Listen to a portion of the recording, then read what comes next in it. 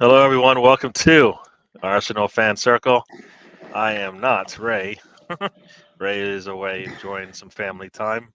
You see, I got Lonzo with me, Lonnie, aka Alonzo, or Mr. DN.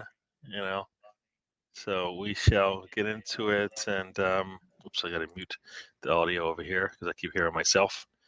But we'll get started in a second, and we'll see you guys in a. We'll be right back.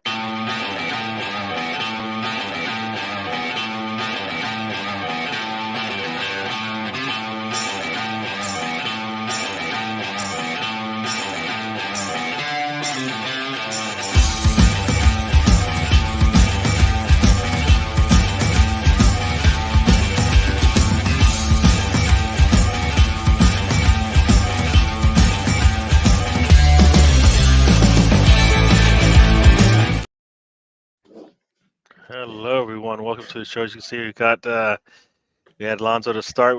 We picked one up on the way. Mr. Stan, how are you doing? I'm good, mate. Good to be here. Hi, Alonzo. How are you? Hey Stan, how you guys doing? Hey Gary, good to be in your good to be on a race show, I guess. So Yep. We've got our first guest in the house, Big Scanner. Welcome to the show. So yeah. All right. Yes. So we'll get started. Where do we start? I guess since the last time we had a show, it's been multiple games. I think we missed last Thursday. There's no game, but it's been a rough week for us, or at least the way it started. Newcastle, actually West Ham loss, Newcastle loss. First time we've lost back-to-back games this season. Fortunately, I guess, or unfortunately, they weren't in the same tournament or match or whatever you want to call it. Knocked out of Carabao Cup by West Ham, and then Newcastle is the game where everybody's talking about. We'll see what happens out of that, and then we come back into the Champions League and show everybody, look, we still got we can still play some football. So let's get in. I guess we'll get into the last game. Arsenal 2, Sevilla 0. I think it was. We'll say hello everybody, and we'll get into it here. Oh, look at this! Is some person called Arsenal Fan Circle Channel. Yes. Can't be here, but happy we got the win yesterday and took control of our group very much so. Yeah. I believe if we get the draw, we are definitely through. I think if we get the win, we are winning the group. So I think we're good there. Crypto with Brownie has joined us. He's got us on in the background. I don't know what that means. Must be doing something else. Yeah, don't ask what he's doing in the foreground. Sorry. Yeah. The assembled has joined us. Welcome to the show. Riddy's in the house. I haven't heard from Riddy in a while. Riddy, welcome to the show. A little late there for you, isn't it? And yeah, we can lock up the group with our next win. So let's see. So yes, Arsenal 2, Sevilla 0.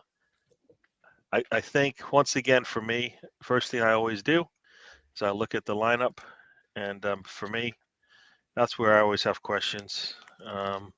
I assumed Havertz would go into the front three just because that's where I rather him play there.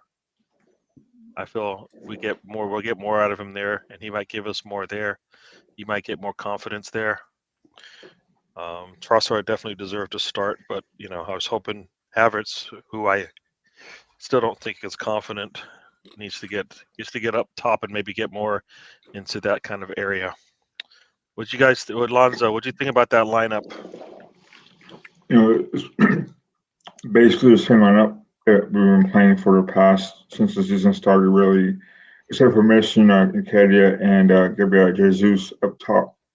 But I kind of like the idea of Trossard playing up front more so than do Eddie Nketiah and Gabriel Jesus, because in my opinion, I think Trossard offers us more.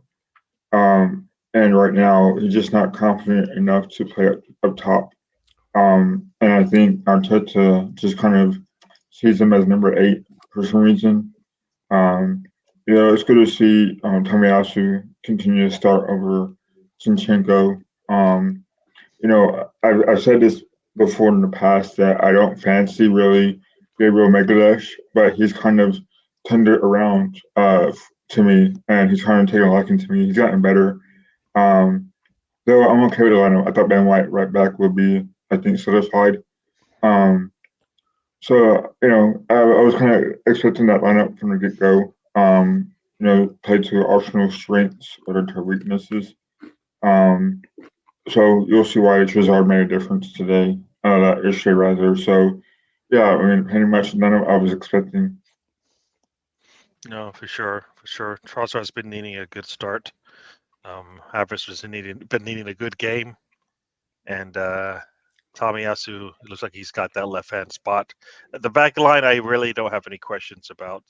Raya in goal, I think that's just where we're going to go. I don't think there's a difference between Raya and Ramsdale at this point. That's significant. That's a big thing. Stan, how do you feel about that lineup when you saw it? A little bit like yourself, Gary. I thought that perhaps Havertz and Leandro Trossard would have been switched in the way that they presented the lineup, but it looks like the manager wants to continue to persevere with Havertz in the midfield. And I've noticed since we've been on air, which is only it's only been just over 6 minutes, I've heard the phrase lacking confidence when it comes to Havertz maybe 2 or 3 times, and this sentiment is really beginning to get on my nerves a little bit. They're lacking in confidence with Kai Havertz, and I'm of the opinion like, well, how about this? The next time that we're in the market to buy a player, can we not buy one that is low on confidence, which means that when we get this player, that we then have to get a toolbox out to start trying to repair them or fix them so that they get their confidence. How about when we buy a player, we look at one of their key attributes is, does this player have confidence in abundance? And if they do, then we can tick that box. And that means then hopefully that player is going to be able to come in and contribute meaningfully from the get-go, from day one. Because if Havertz is lacking confidence, then I don't want to go down that route ever again, because I mean, there was times where he got himself into positions and just squandered it. Very much true. Yeah, we'll get into the individual play in a little bit. Let me just we'll comment on some stuff and we'll get back into the individual play. Stephen, welcome to the show. So is it? Yeah. Welcome to the show, Arsenal Misfit. I think it's Stephen. We'll get into individual play, but as a whole, I think, as Gritty says here, it was basically an absolute stroll in the park. I thought we were going to get a team that was going to respond from the last time we played them. Mm-hmm. And we went there and we got a win. It seemed like we just squeaked out of there because I don't know if it played on longer if they would have got another goal, but we were able to get the win this time around, and pretty heavy-handedly. They got nothing. We gave them nothing. They got nothing. Alonso, Sevilla. We made them look pretty bad in terms of, they got their first shot in extra time.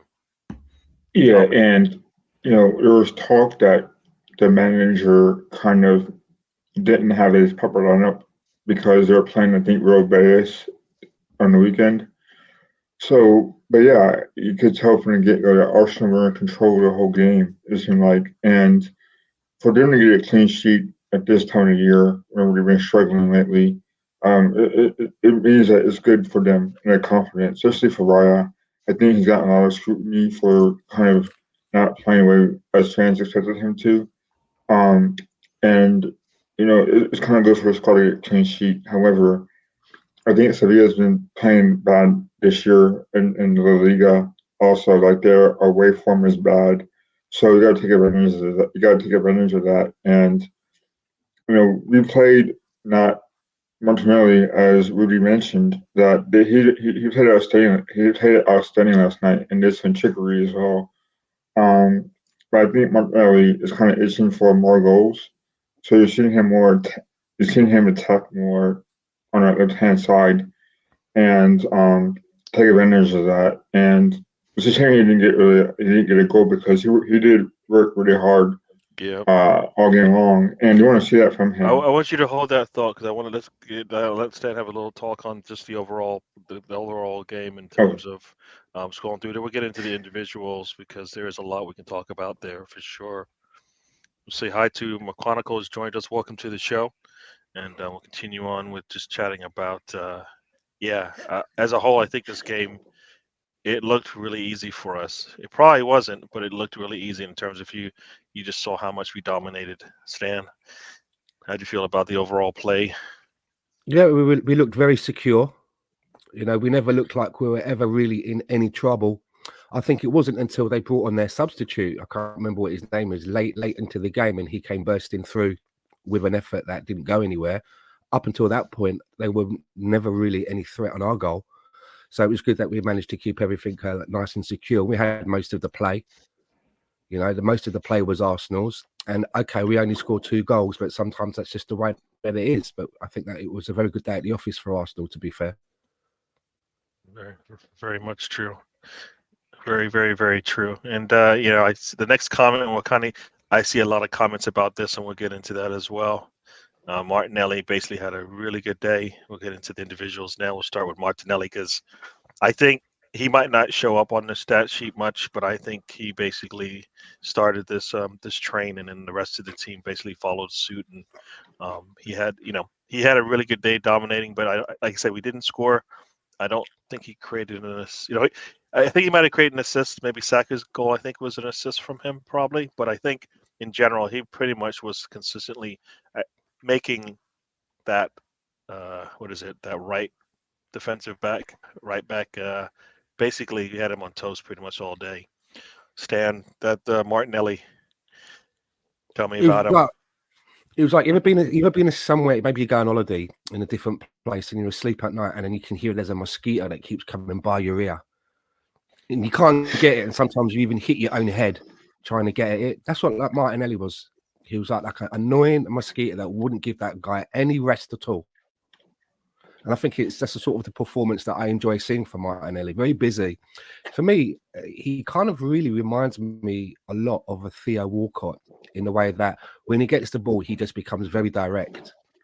And I was listening to a podcast recently. I can't remember which one it was.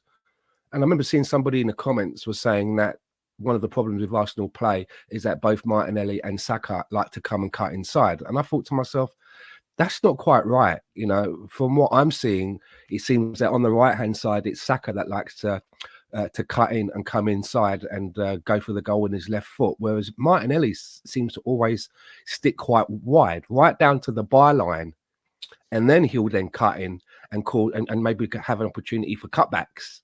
I do think that they don't play a similar game at all. Martinelli is so direct, and you know, on his day when he's really up for it, he just gives teams so much trouble because he's not afraid to take a player on, and you know, 8 times out of 10 he can usually beat them, sometimes 2. Very, very much true. Yeah. Did he get an assist? Yeah, he got an assist, didn't he, for Saka's goal? I think he got the assist for Saka's goal. I'm glad that he got some sort of recognition for his hard work, even though he never got an actual goal. So yeah. Yep. He got the assist. Just reconfirming that. So I know you're talking about the players individually there, Lonzo, but we're talking about Martinelli right now. How'd you feel about Martinelli? Like if he brings it every game, then I think he'd get a golden assist machine. I think he's that good. We saw it last year, and I think he's got off to a slow start, as the commentators were saying during the game yesterday. So, back to I think it was Spencer that mentioned that this year we're playing more defensively and less creative, in my opinion, and I can see that as well. That Arsenal aren't creative more chances for their strikers unless it's against teams that are weaker than us or weaker than Arsenal. So that's why I think ultimately his goal scoring is kind of low this year. Though you see promises, right? And case example, like last night's game, he had an assist and he worked hard for it, like Sam was saying. though he has some tricks as well up his sleeve as well. I think there was a couple of times yesterday that he caught the defender sleeping, and it was pretty cool to watch because he has that in he has that in his locker as well. Though yeah, I mean, pretty proud of Martinelli. I think that he's been kind of missing. And I mean by that, he's not been scoring as much. So it was good to see him be productive and at his best yesterday. Very, very true, very true. And you did talk about us being a little bit more defensive. I just think personally, I think, and we'll get into this because a lot of talk about defense in the chat, and then we'll come back to some of the other players. But defensively, I think when I was kind of looking at the player, like whenever I did my 5 last week, I think it was, there's basically nothing I can say. There's nothing I can say bad about our defense. I mean, our defense, I believe, has been pretty stable all season, no matter who's been in that back line. We I'm pretty not so much, sure, Gary. well, sorry, of late for sure. I think that Late when for we've sure. got Tomiyasu in there on the left side, we seem to be Yeah. more secure than when Yeah. we have Zinchenko, just because of the style of the way that he plays and leaves that big hole and is not the best defender. Although I have noted that I've seen him trying a lot more and putting more effort into the defensive side of his game. But with Tomiyasu, I just feel a lot more secure. I don't know what anyone else thinks. Mm-hmm. Yeah. I know what Alonso thinks. Yes. I will say Tomiyasu definitely makes us more assured for sure that our defense will be solid, for sure. So I'm with you on that one. I just feel like right now that, like this season, I think the one thing we've been able to count on the most has been our defense. So that's kind of where I was coming from with that comment. I think up top, it's been a little bit what's going on. We don't look anywhere near we were last season, and people will attribute that to Xhaka being out of the game. We've gotten better with Rice, but that's kind of we're kind of spreading him thin, asking him to do pretty much every job there is sometimes in that position because we're not getting what we usually get from everybody in that middle. He's pulling a lot of people along with him, I think. But defensively, I think on that back line, I think this has been the best part about our team right now is that defense. All right, no matter what goalkeeper's in there, I think when we have our starting 4 in there, the goalkeepers are pretty, have in most cases not had much to deal with. Mistakes maybe I think happen in front of them. They're not usually the ones making mistakes as much. But in general, I think the defense has been pretty good. Alonso, our defense, what say you about it? Yeah, so like Stan was saying, I favor Tomiyasu over Zinchenko. Though, like I said before, I've been kind of impressed about how Megalesh has he's kind of put me wrong in the past. I've been critical of him, but I've been happier more with his ability to play and not lose focus like before. And I'm glad he's playing decent this year. To my expectations of him. And Saliba has just been playing so well. You could make an argument that he's playing better than he was last year. And then Ben White, well, he, in my opinion, ought to be starting for England as a right back. And it's a shame he hasn't had that chance to do so. He's that good, I believe. So, the left hand, I think Tomiyasu is better than Zinchenko going forward. And Tomiyasu has been playing more introverted lately as well. So you're seeing more out of Tomiyasu than you have in the past. And maybe Arteta should experiment with Zinchenko playing at number 8. I would not mind that happening. But until that time, I think Tomiyasu has solidified that left back spot. So yeah, I mean, I'm quite happy about how our back 4 have been playing. Though, like Stan was saying, I think Zinchenko's got a little bit better defensively, especially during Newcastle and the cameo he came on in the second half against Sevilla. So he's improved defensively as well. So, Yeah. I hear you. You've mentioned his name multiple times. As far as Margulies not being, giving him, I don't know, talking down on my man. I think that center back pairing of Gabriel and Saliba is probably one of the strongest ones out there, definitely in the Premier League. So I as much as we talk up Saliba, I think Margulies has something to say as well. I think, I believe, and I think so because he started the season a little bit slow. I mean, he didn't even play for the first 3 games. I think he had his bag packed by the door and was umming and ahhing about getting on the plane to Saudi Arabia. Well, we don't know if that to be true. We're assuming, right?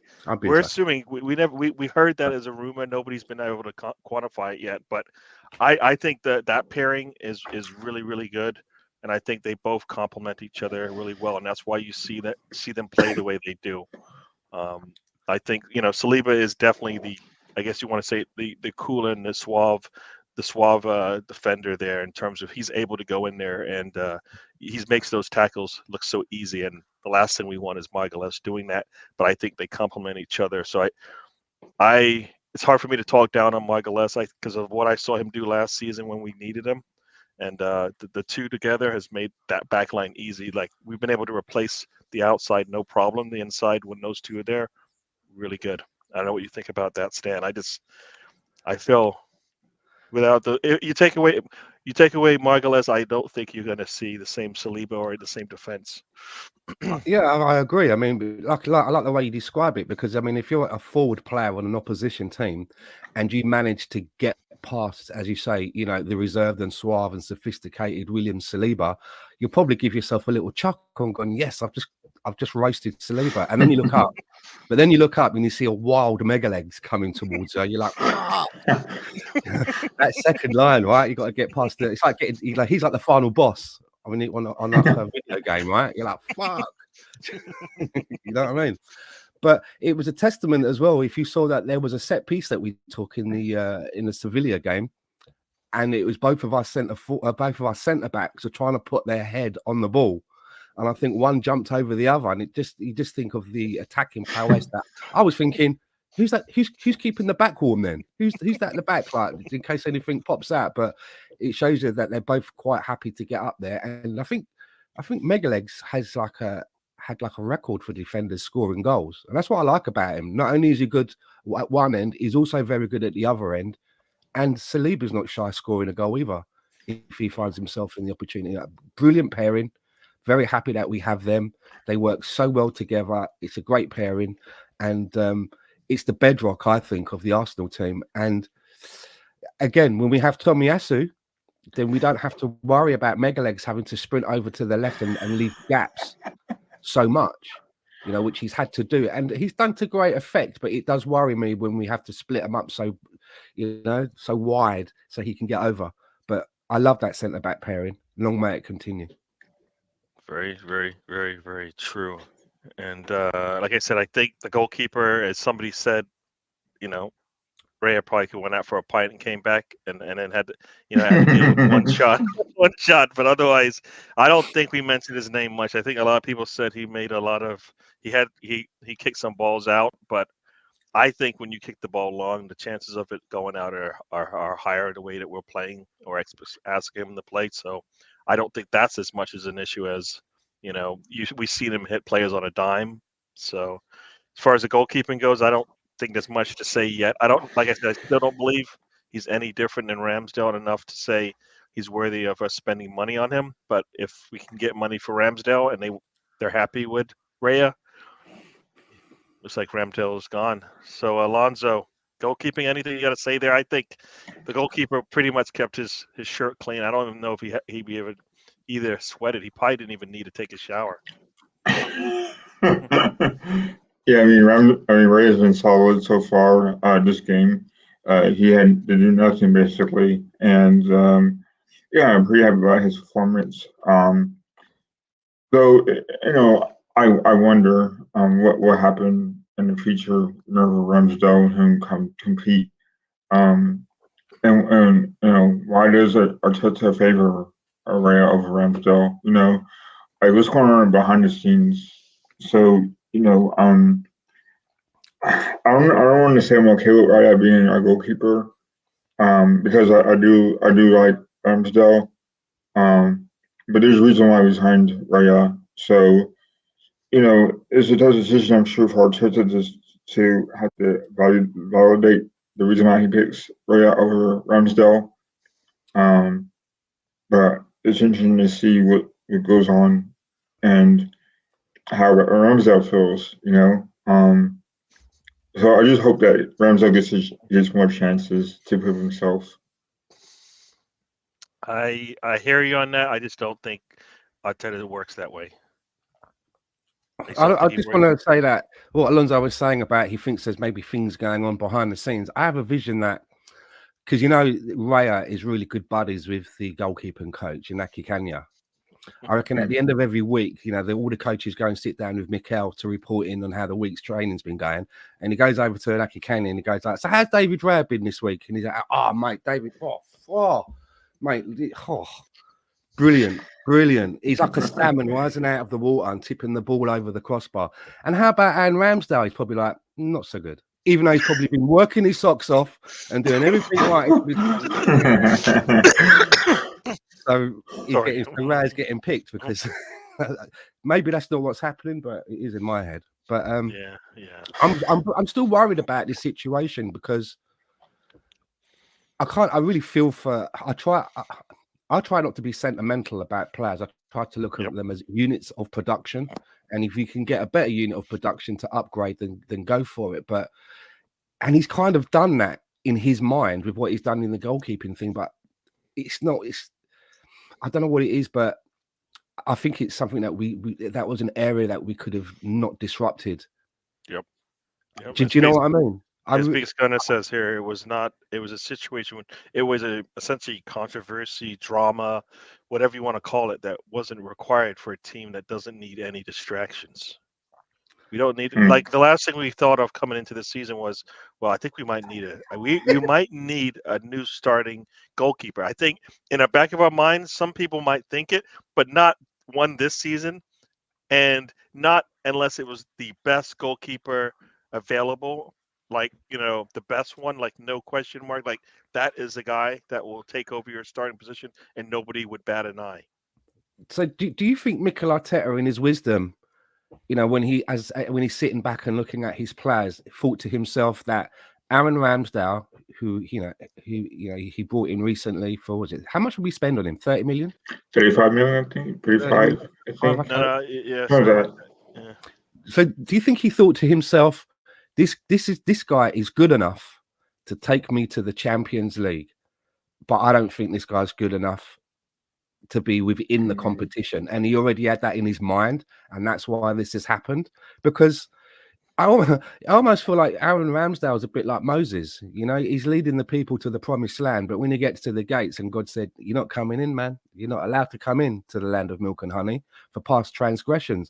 I kind of feel like, well, is that what's happened to Ramsdale? He's the one that led us to the promised land, but he ain't allowed in. He's not being allowed in. So is it for past transgressions? Is it because Mikel Arteta doesn't believe that in that competition that Aaron Ramsdale is the right man? And if that's what he is thinking, I don't look at David Raya and go, "Wow, yeah, I can see why we've brought this guy in and why Ramsdale's going to have to take a back seat." I don't see it like that. So I think as this season plays out, there's going to be more happening in that position. I feel. I don't feel that this story is quite over yet. Yeah. So Alonso, there's two things I guess you can comment on top of that is Ramsdale on at road games likes to get in little discussions with the fans, essentially. Is that like a bad sign? But also Arteta has said that he's always thought about maybe making a goalkeeping change mid-game. And is that was that him saying basically what Stan is thinking? So Alonso, tell me about the goalkeeper, situation that we have here. Whether it's tell me what your thoughts are on it. This may sound dumb, but I'm going to say my opinion, right? I like Ramsdale because he's English, and I want him to get the #1 spot. You just stop there. You should just stop there. You see, once you say Funny. that, it doesn't matter what comes out afterwards, because that is probably the predominant answer somebody will give you when they're talking about the goalkeepers. They love them some Ramsdale. He's British, like them. Yeah, and so I want him to take the #1 spot from Pickford. And like you said, Gary, I like how he rumbles up the away fans. And I just favor him over Raya. I think Raya, like Rudy said, he needs a couple of games to get us fans behind his back. Like clean sheets, a solid performance, bits here and there. Though, like Bates was saying, I wish Arteta would back Ramsdale more, because it seems like he's throwing him under the bus for no reason. I mean, we're going to have a proper competition and have a proper competition. But I think he favors Raya more so than he does Ramsdale, and it's a shame, because I really do like Ramsdale. I like that he is very thankful for the fans. I think that he's what the fans want in a goalkeeper, as far as being vocal amongst the supporters, and he likes the Arsenal, but he didn't expect to be #2 right now. So I do hope he gets to win the games, and I hope he overcomes this, because I really do think that he's our #1 goalkeeper. I hear you. I don't know. Like I said, I think anybody, when they bring up the fact that he's British, they basically, then it's just who you favor more than the other, because I don't think one is better than the other. I don't know what you stand. I think you think Arsenal's goalkeeper should be a British, should be a goalkeeper.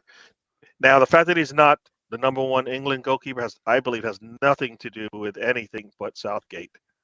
I think if Ramsdale went 10 games with 10 clean sheets in a row, it would make absolutely no difference whether he went before or after Pickford in the lineup.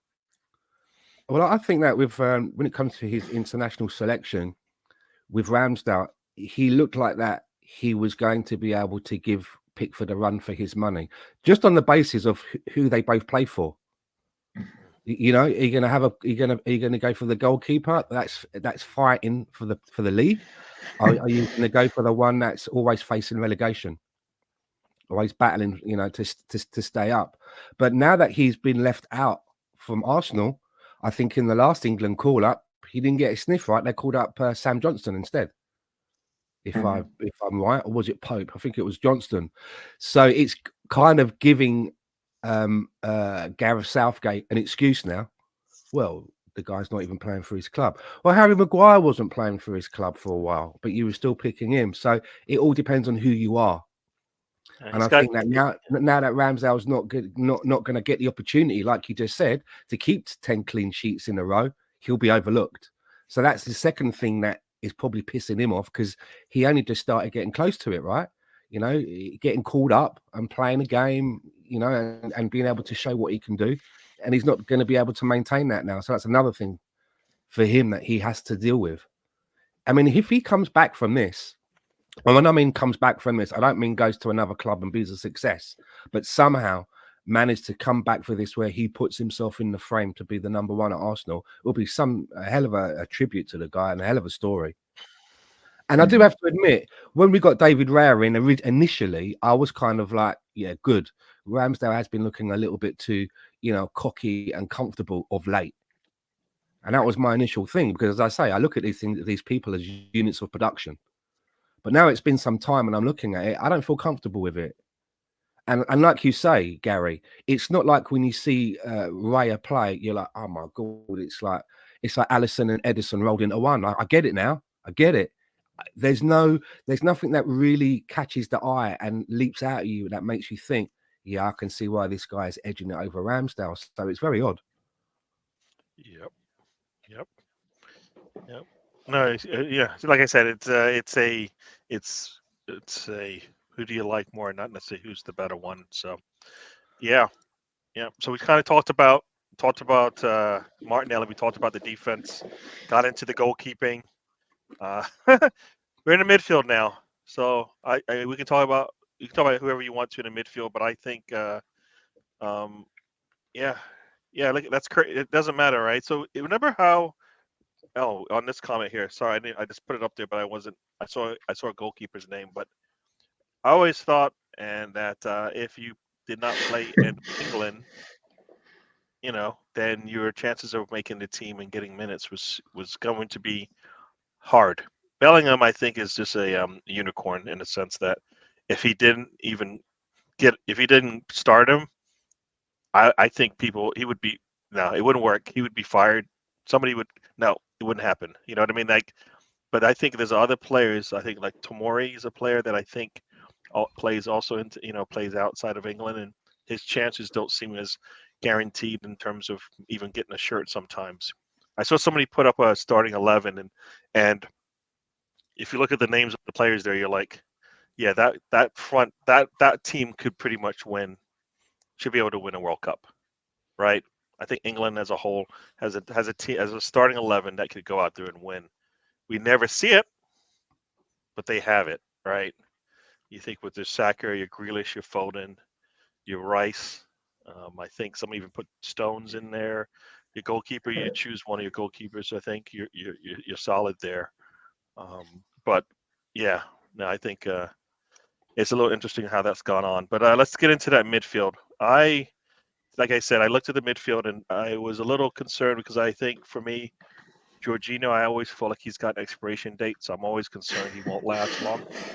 I think at some point his performances dip just because he can't give us back-to-back games. So I'm assuming with the international break and some of the fixtures we have coming up, he'll rest. Havertz in the midfield, I just don't like it. I don't like it at all. I think he should go up top.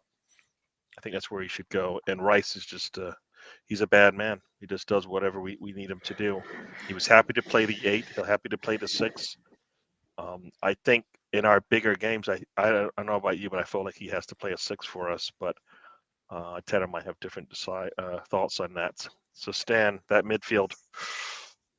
I don't mind Jorginho. I mean, his the one trait or attribute that he is lacking in is mobility. Mm-hmm. But some of his passing is bang on, and I think as long as he has Declan Rice kind of babysitting him at times, he seems to get through games pretty well.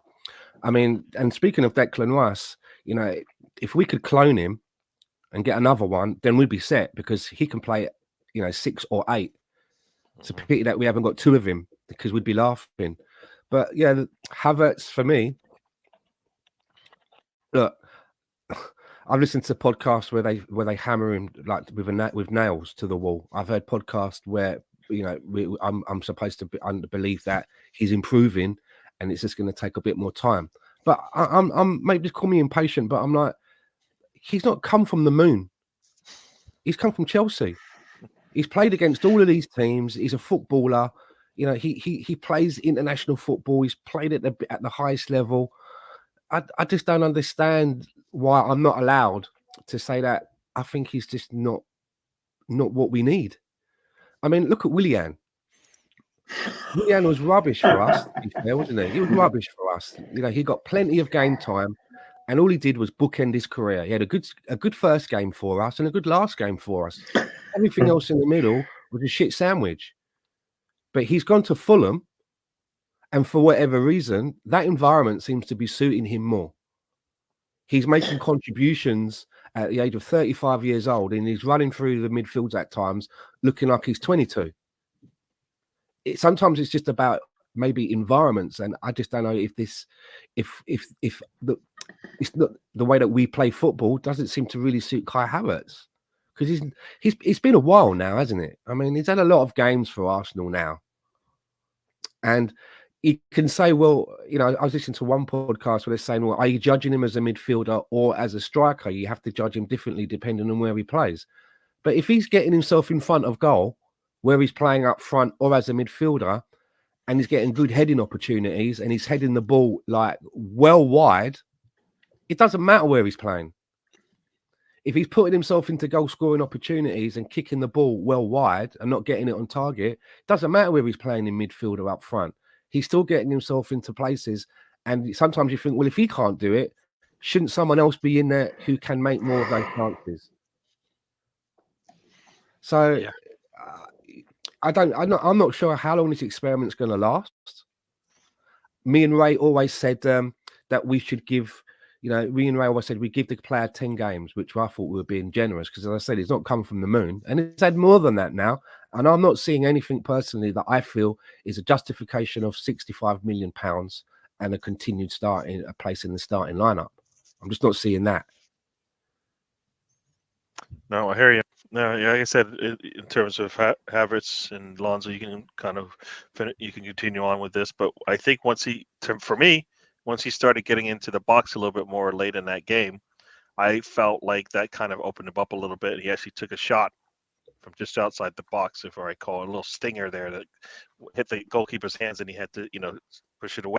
But in general, I don't like all the other defensive stats. Running around, for me, he's just like Nketiah.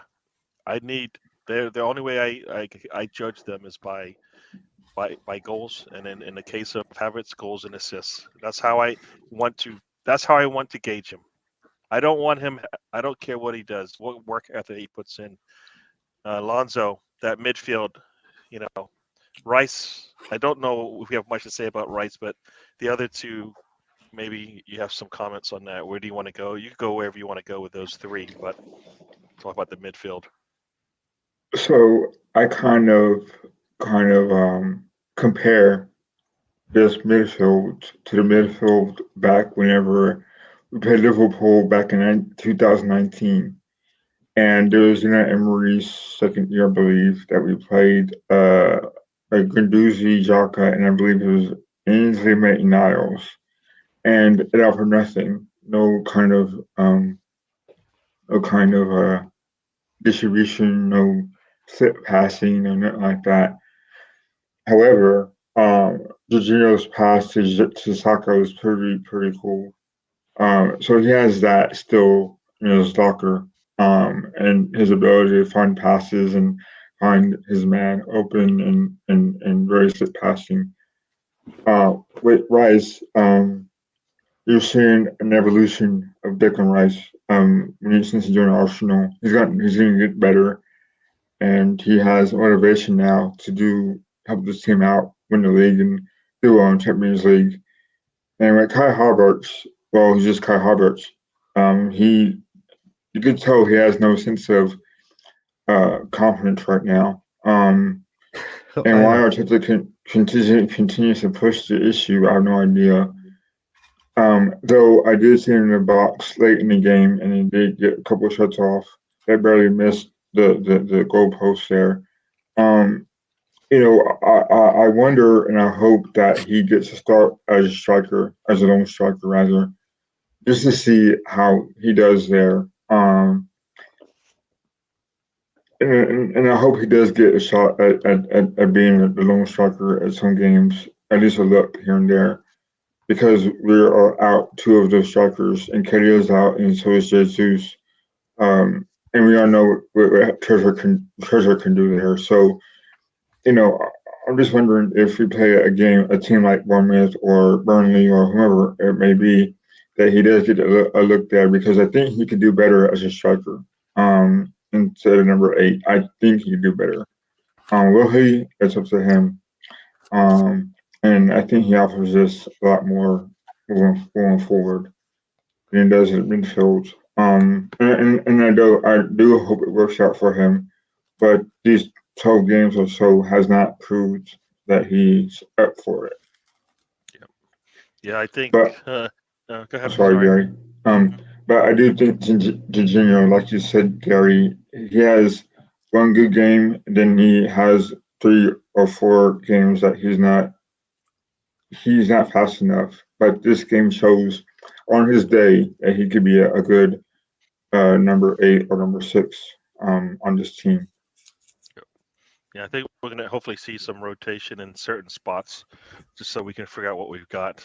The one thing I'll say about Havertz, and this is the same thing I said about Arteta when he first joined, because I didn't want Arteta to join because I wanted us to get an established manager. I didn't want Havertz to join because I wanted to get an established 8. You know what I mean? A player that actually played 8 well the season before he came to us, not one that we're going to have to teach how to play again.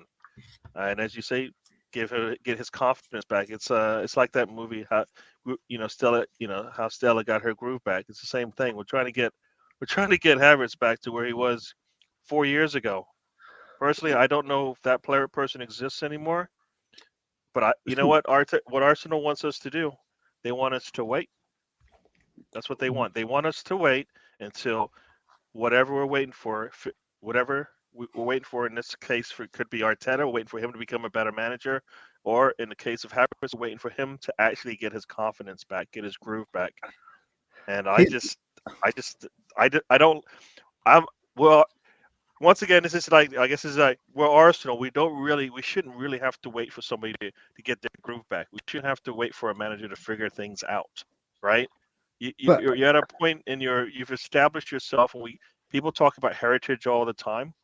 We're a big enough club. We don't need to take on projects for some of the most important pieces. Like this season, the most important replacement we had was who was going to play for Xhaka. That's the most important piece we had, because we knew if Partey stayed healthy, we'd be okay. Jorginho could back him up. If we went and got Rice or Caicedo, we're better off there. But in reality, one of the bigger pieces was also who was going to answer the call for Xhaka. And we chose Havertz. I mean, we chose Havertz. But Gary, right? If Kai Havertz is lacking in confidence, then what exactly does that mean? As a footballer, he's lacking in confidence. Then my question is, why? The manager has done nothing but back him since the day he came to the club. He's not been left. He's not been left out.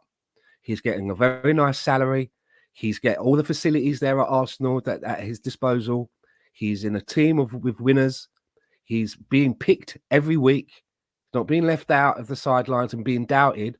Why has he not got any confidence? Yeah, that's what I'm asking for. So why is it then, if you're standing in front of the goal and you get the ball and you head it wide, is that a lack of confidence or a lack of technique? I'm trying to understand why it's a lack of confidence. If he's got something going on in the background that we don't know about, which is giving him some kind of mental unrest, then he shouldn't be playing and he should have cancelling, right? So what does lacking in confidence mean? You know what it looked like? You know what it looked like? I can tell you what it looked like I can tell you what it looked like in the game. He's not being shunned from the team. He's not being told to train on his own and eat. He's part of everything. He's being picked. What more does he need? What is it that he needs that he's lacking confidence in? What is he, fucking shy? So it's stage fright? What is it? I don't understand it. He's lacking in confidence, but no one ever explains what does that mean, because he's got everything laid on for him. It's all laid on. I'll tell you what it looked like to me. There were I watched the game and I made some notes as I went through it, and Kai Havertz's name came up twice in the game, and there were a couple of times when a cross or a pass comes into his area, to him essentially, and twice, for some reason, he just basically said, "I'm not going to go after this ball anymore," because guess what? There's people around. Like when that cross comes in there, what do you want your striker to do? You want him to go and attack it, right? You want him to go and attack it. Now, somebody who lacks confidence. The moment you're talking about, where he could have running towards the box and maybe got in front of the defender. Is that one you're talking about? But he decided to. I don't want to get in the way. And it's like, what? It's your ball. That's why the pass is made. You have to go get it. Like we talk about strikers, and they look different than the ones we have right now. Well, a strike, when the ball's up in the air, it's your ball. You're the only one. It's only for you.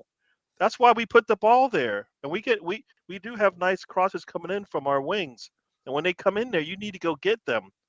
I mean, I was just like, that's when you see the lack of confidence, is when they give him an opportunity to go in there and make the play, make a play in a game where you have to go out there and you're gonna have to battle, and he doesn't want to do it. He doesn't want to engage because you know what? Either he might get hurt, or it looks like he might get hurt, and it's like, dude, what are you doing? No.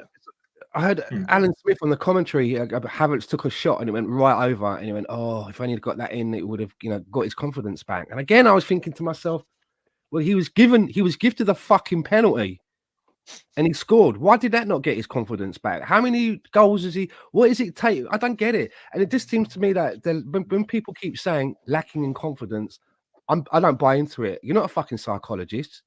Yeah. You don't know. I don't understand. He's got this is what I mean. If he was kind of like being kept out of the team and the manager was like, I'm not sure, maybe I've made a mistake, I'm not going to go with you this week, and he couldn't make the bench and he's on the bench and he's not getting any minutes at all, other people are coming on ahead of him, then I'd be lacking in confidence because I'd be thinking to myself, this guy brings me in and he don't fucking believe in me. He ain't backing me. Fuck. And then I would be like walking on eggshells. He's had it all fucking laid on. What's his problem? And as I said, Yeah. he's not come from the fucking moon. He's come from Chelsea. He knows the teams he's playing against. He knows the teammates. He played against the teammates week in, week out. He's in an environment that he's moved from one house in London to another. Or he's not even moved out, has he? He's just traveling to a different place to work. A nice place to work as well. It's all laid on, underfloor heating. What's his problem? I don't get it. I don't understand why he's lacking in confidence. If someone says to me he's lacking in confidence, I want to know why. Why? Why do you say that? I don't get it. He's got it all laid on. That's a big question. Why, Lonzo? You want to have your say on Havertz? Yeah, I mean, Stan brings up the lack of technique, and it's interesting to say it, Stan, because now that he mentioned it, maybe it is like a technique. Because look at the ball, when he kicks the ball, there's nowhere to be found under net, right? It's either wide, or he doesn't have time to shoot, or maybe his angle towards the ball isn't correct. So, like you said, also that we don't know what's going on in his mind too, because we don't know what happened with Chelsea, right? Maybe it's in his mind to where he doesn't quite want to take that next step as far as being the guy, right? He doesn't understand the price tag that came with him signing with Arsenal, that maybe he just can't get over the hump that he's on the top team now. So, all those things can accumulate, and lack of awareness, lack of focus, lack of technique. There's a lot of things that can go on with lack of confidence. So, you don't know if he's just afraid because other players are doing better than him. And so, he has to try to blend in to the team. That's what he's worried about. He's in the wrong job, man. He's not like he's just come out of an academy and is a young kid. He's a fully grown international player. It's been about. You know what I'm saying? He's been around. He's not like some kid off the block. Just come up. Yeah. The other thing is, he isn't. I was gonna say just real quick. He is not. I don't understand. Like Arteta has his man, right? And Nketiah is his man. Xhaka is his man, right? These are players that we all have probably said probably deserves to be on the bench for Arsenal. Isn't really worthy of a starting position for us. And Arteta has backed them, and they've responded in kind, right? They've actually got the job done sometimes. He's doing the same thing. I think he's going about it a little bit wrong though. Havertz is broken. He's trying to just fix him by putting him on the pitch and letting him play it out, and it's not working. He needs kid gloves, as they say, right? He needs to be, like this is to me like how I thought. This is similar to me than like the Maitland-Niles thing. I thought Maitland-Niles needed like a little bit of help.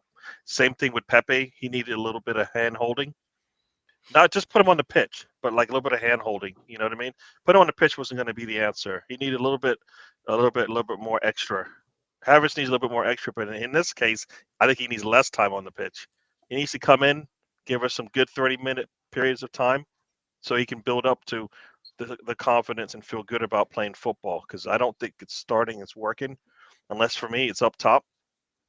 For me right now, so That's what I got to say there. Stan, I know you were gonna. I think you're gonna say something. You were saying something there before I stepped in.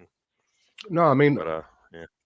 something that the McChronicle was saying, that he said that, to be honest, there's already signs that the team doesn't even want him around. Like, how often does a team refuse to pass to him?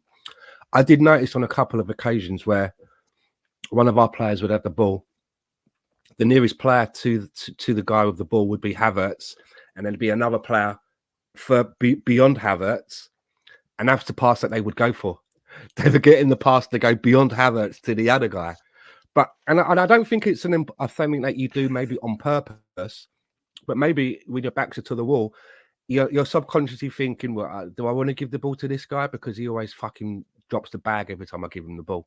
He never comes back to me with a run through or a 1-2, or he always, and so you maybe you're thinking, oh, well, I don't want to give him the pressure. I don't think it's a case of like they all the players have gotten together and think, right, don't pass to Havertz, he's fucking shite. Do you know what I mean? I think it's maybe a subconscious thing because they gave him a penalty, and you saw the fuss they made with him when he scored the penalty.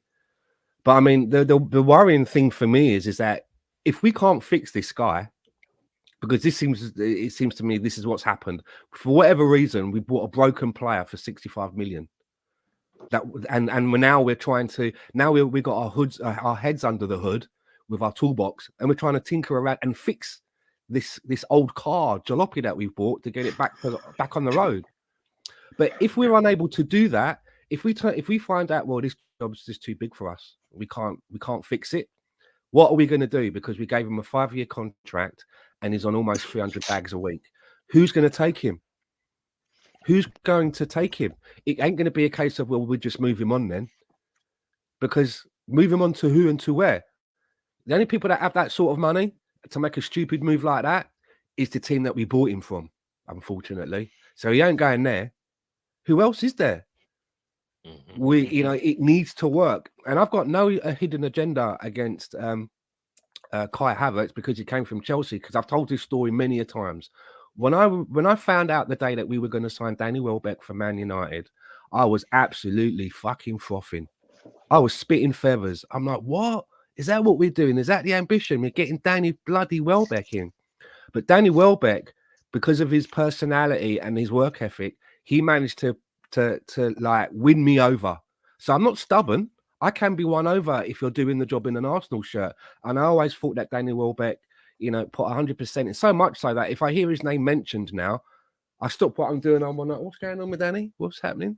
Because he's someone out there that I like to win an Arsenal shirt. So what I'm trying to say is, Kai Havertz, it's up to him to, about winning me over. I'm not just going to give him a black mark because he came from Chelsea. If he can do it in an Arsenal shirt, then great. But it's not happening, is it? It's not happening. Yep. Yeah, Alonso, I'll let you have to say, but I do have a comment here on that I actually think this is exactly what I didn't want. Like what I saw in the Newcastle game from Havertz, for me anyways, when he was putting in those tackles, for me, that was lucky. That was for me reckless, and like he won't take reckless. He won't go in on a pass or a cross, but he will do that. And I'm like, how in the world? Like he, like I don't get it. Like there's a ball coming at you. You have a header. The cross comes in, right? The corner comes in. He's the only one there. It's a perfect header. It's perfect. All you have to do is put it on target. Havertz knew that by going into that geezer and getting himself a yellow card, he knew that there was going to be 3 more cards going out to Newcastle. I've never seen that happening before. That is like, I was like, that's some like ninja stuff. That's like ninja style. Because you know what? When I saw that, I saw them starting. Like, I don't understand why they were getting upset about it. It's Havertz. Have they not? We've been watching him all season. And he was laughing as well. Did you not see him laughing? He was laughing. And that's why I was like, no, dude, that's not right. No. You should act like you meant to do it. Smiling to me, that's a scared smile. That's one of those, wasn't like, yeah, I got you. I got you. Try it again. You're going to get it again. That wasn't one of those, right? Because that's what Newcastle would have been. They would have been like, oh, these guys come to play. No.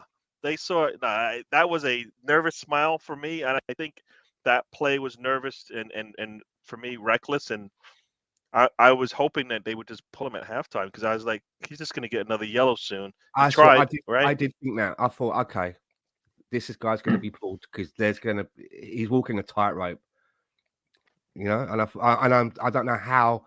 You got to give Mikel has some balls to leave him on because I thought it was a red card waiting to happen.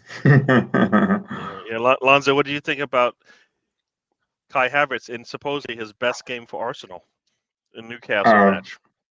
Yeah, I mean, when they got that foul, I thought that he's done, you know, and it was weird because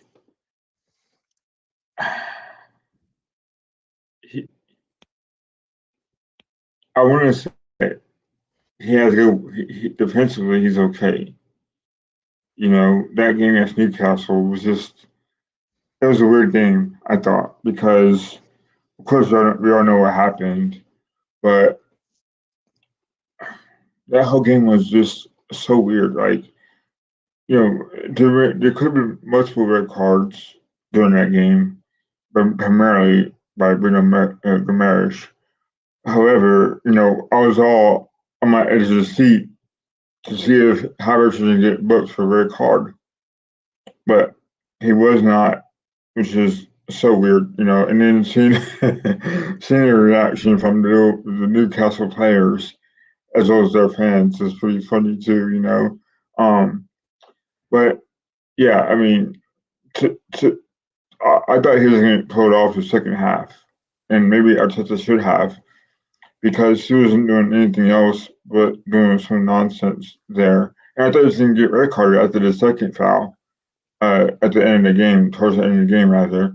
So you know, it was just a ticking time bomb, man, and you know, it'd be interesting to see who plays on Saturday. To see if he starts this game because, like you said, Gary, if he were to play striker, this game would be it. And hope that he learns his lesson by not going crazy trying to tackle people the wrong way. But yeah, that game was wild. Of course, we lost that game, but you know, it's just a weird game. Yeah. No, like I said, I didn't. Yeah, go ahead. Can I just also say about Havertz as well? You know, I see there's a lot of people on Twitter or X or a section of the Arsenal support and I kind of get it. You know, they don't like to hear any critique or debate or discussion about an Arsenal player, especially if the debate is that they're not up to the level. They will protect them. No, you know, all I will say is this to those people that are kind of like that towards Kai Havertz. I just say that look at the way that Kai Havertz is playing now for Arsenal. Do you think that when Mikel Arteta bought a player to take over Xhaka's spot, that he bought a player to do what Kai Havertz has been doing for us? Or do you think that he was hoping to buy a player who was going to do what James Maddison is doing at Tottenham in the same position? Because I think that's what he was looking for. And if we had a player that was making a contribution in the way that Maddison has for Tottenham for Arsenal, you wouldn't be hearing this kind of discourse. There wouldn't be this kind of a debate because he would be doing more offensively than what Xhaka was doing, which was 7 goals in the season, which is good from Xhaka, right? Brilliant. But we were looking to upgrade on that, to improve upon that, to have a more of a focal point as another outlet in that area. And Havertz isn't doing that. Now, I have heard stats, if you're into stats, that defensively, Kai Havertz is doing better than Xhaka. So, you know, there's that you can do with that stat what you will. But offensively, you know, we've not upgraded. So that's what I would say to those people. Do you think that when we bought a player that we wanted him to be doing what Havertz is doing now, or did we want a player to be doing close to what James Maddison is doing? And I would say it would be the latter. That's what I was hoping for. That's what I hope would have taken us on to the next level so that we don't finish second, that we can probably try and get to a better place, which is first. Yeah. No, and I think that's kind of one of the things we're missing now, because I think if Havertz was giving us the Xhaka type play, then we might be only complaining about Erdegaard in that midfield because Rice would have been our number 6, and then we would like hopefully depending on Odegaard to help out like he has, and then Havertz to do the little bit of a defense, as you said, because the defense was actually the thing we were concerned about. We were hoping to get some offense out of him. We're getting only defense and no offense from him, and for me that's where it doesn't make any. I think they came in, he was broken. They didn't like. If I think about this, you are Havertz from whatever you're thinking about all your time, like where you've come from. Did any of that? Do you think any of that he listed down? Oh man, my defense was really good today. You think any of that's kind of what he wrote down? I don't believe so.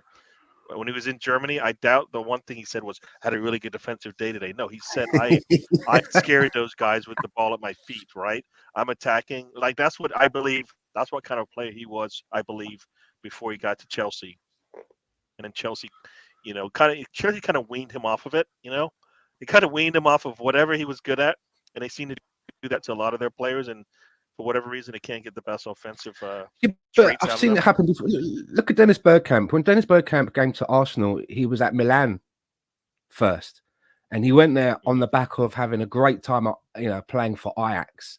And he went to Milan and was a shadow of his former self. Just because they played in a different style and a style that didn't suit Dennis's play, and he was unhappy with the way that they wanted him to play and the positions they would put him in and the things that they would ask him to do. And you would not, and therefore you didn't see the true ceiling of what he was able to provide. But when he came to Arsenal, he didn't stay in that funk because he's a footballer. He came to Arsenal and did you see what I'm getting at? Yes, it took him 7 odd games to score his first goal, to settle into a new environment, the language, all of that. But he didn't carry the funk with him. So what I'm saying is, like, if it's Chelsea that's killed Kai Havertz, which I hear people say Chelsea killed him, then why is he still dying at Arsenal? I mean, this is a long, slow death, isn't it? I mean, should he not be revitalized now because he's not playing in the same style as Chelsea, right? What do you see where I'm coming from? Why is there not a new lease of life? He's come here, he's got good wages, he's been picked. He's not asked to do the same things as Chelsea. It's not the same manager. It's not the same environment. And I'm using Dennis as an example of a player that was, a bit like Havertz, right? When Havertz was in Germany, he was considered like this prospect and, could end up being a generational talent. And he went to Chelsea and it killed him, much like Dennis going to Italy. Didn't work out. But when he moved on from there, the guy, you saw what he was about, but it's not. Why are we not seeing it with Kylan? I mean, I don't get it. I'm with you. As I said, I think me, I wanted him to get better at defense. I think that was the one thing he was lacking. But in reality, I just wanted him to. I wanted it to be the situation where we're like, damn, he's helping us attack and score again. That's all he's doing. And then every once in a while, oh wait, he didn't do a good defensive play there. He is, as I said, a cheaper version of Pepe, but he's worse because we play him for 90 minutes. Do you you play Pepe for 90 minutes, he will put in a pass or he will score. You know it. If he gets the full 90, you won't get football for like 80 minutes of it, but you knew he was going to give you something, and he always did. He always came through. Like Havertz right now, I don't care about his defensive. I don't care about him running around. He has to, for us, give us goals and assists. I heard Mikel once in a recent interview, which I found it quite interesting. I can't remember if it was an interview that he was speaking in or something that I was reading from an interview, but he kind of said that, and I think they were kind of like asking him about Pepe because Pepe is now left and blah blah, and he was kind of saying that when players leave the club, for him, he feels like it's his fault because he wasn't able, to do, to help that player flourish in that environment. So he kind of feels bad about it when a player has to move on. So he obviously got to a stage where he felt like that about Nicola Pepe, right? He got to a stage where he felt to himself, I can't get this guy to do what it is that I want. Therefore, I'm going to move him on. So does that mean he's going to try and do that with Havertz if it doesn't ever continue to work out, it doesn't click? because if he does get to that stage, he ain't going nowhere, man. He's just not coming anywhere. No one's going to come in and give him what he's getting at Arsenal. Then it's just not going to happen. So, as I say, Lonzo, do we have another Pepe on our hands, but even worse Pepe, because we're not going to hold on. We're not going to be able to hold on to it. We're going to have to hold on to him for probably most of his contract. Talk to me. Do we have Pepe number 2? It's funny you guys mentioned Pepe because I remember when Pepe always changed boots, right? You always see him in Puma, you always see him in Nike, you always see him in Adidas, you always see him in, and I think Under Armour as well. Really? And maybe, I never know. I never paid that much attention to him. What? So did he not have a boot sponsor and he kept wearing different boots so that he was like saying, sponsor me? Or was he sponsored by all of them? And he had to keep changing the it's funny because I would look, I'm an old shoe guy, so I would always pay attention to who's wearing what. And I remember he would always wear a different brand every other week or something. Yeah. So I'm just wondering if Kai Havertz doesn't wear Puma anymore when he go to Nike or Adidas to improve his playing. But yeah, I mean Pepe on his best day he had a good left foot, right? And remember, I think it was the year after COVID, right? I think it was maybe the year of COVID that he scored 8 straight games. I think an 8-goal run where he scored eight goals. And I thought to myself, man, if we had this Pepe, he'd be unstoppable, or good enough, right? But then it just didn't work out, and it's really a shame because the price tag wasn't his fault to begin with. To where I think Havertz has got a big price tag on him, so he's having to exceed those expectations, and he's hasn't. Had a big price tag before, hasn't he? He for 72 million, maybe. So he's used to that. He's had all of that. He's used to being in the headlines, big signing. So again, he's been there. Yeah, so maybe that's in his head too, that he has to, and Arsenal in top 2 now, so he has to produce. And I don't think he just can't right now because I think it's all in his mind. Don't say that it's in his mind. Don't say confident. He's lacking confidence. So please. His lack of mindset, rather. Because you see, all these players in Arsenal now have this mindset where we want to win the league now. And Kai Havertz isn't part of that group. Right? You're saying mindset, but I'm hearing lack of confidence. No, but you get what I'm saying, right? I mean, all these players want to win the league, and Kai Havertz is still mid-table. So that's what I think is his lacking is his mindset now. So he's basically lacking confidence. No, if Pepe is an example of what's to come, then I think we're history will repeat itself because if he couldn't get Pepe to perform, how in the world are he's going to get Havertz to perform? Because it's even more an issue because we are as bad. I don't think we've been playing well. All right, we're not playing well. We're 3 points off first. I don't think Saka has been playing where he needs to, what level I think he can play to. He's leading the team in goals and assists in all comps. All right. So I kind of felt like we've got another level we can get to. And if we ever get to that level, Havertz will be left in the dirt. Because we don't even think Trossard has been playing well, right? We know we can get double-digit goals or assists from him. We know this, right? Like all these things have not happened yet, right? And once Martinelli and Saka and whoever we play in the middle, if that's Trossard, starts to click, he won't be able to keep up, and we'll be like, well, damn. That's when Arteta will have a problem because it's like all 9 players on that pitch will be doing something. One will be sticking out like a sore thumb, and you're like, how in the world is this going to work? How is this going to work? Because he looks out of place, right? If Because what you right said, now, I right, think the only what player you were that's gonna say playing is out the players on the back line and Rice, they're all playing well. That the other five players were still like, they're not clicking yet. If that if, ever happens, he will be that we're talking about loss of confidence. He'll be crying mid game. He will be crying mid game, and then somebody will have to sub him off because he won't be. He'll be looking at all these guys competing at a level, and he's not there yet. Right? That's where what can happen because I still feel like we have another level to go. All right. Right. Whereas other teams are like City's just waiting, I think, for KDB to come back. Right. Liverpool's waiting for this DM that they want. Right. Newcastle, too many games to play. Can they hold up?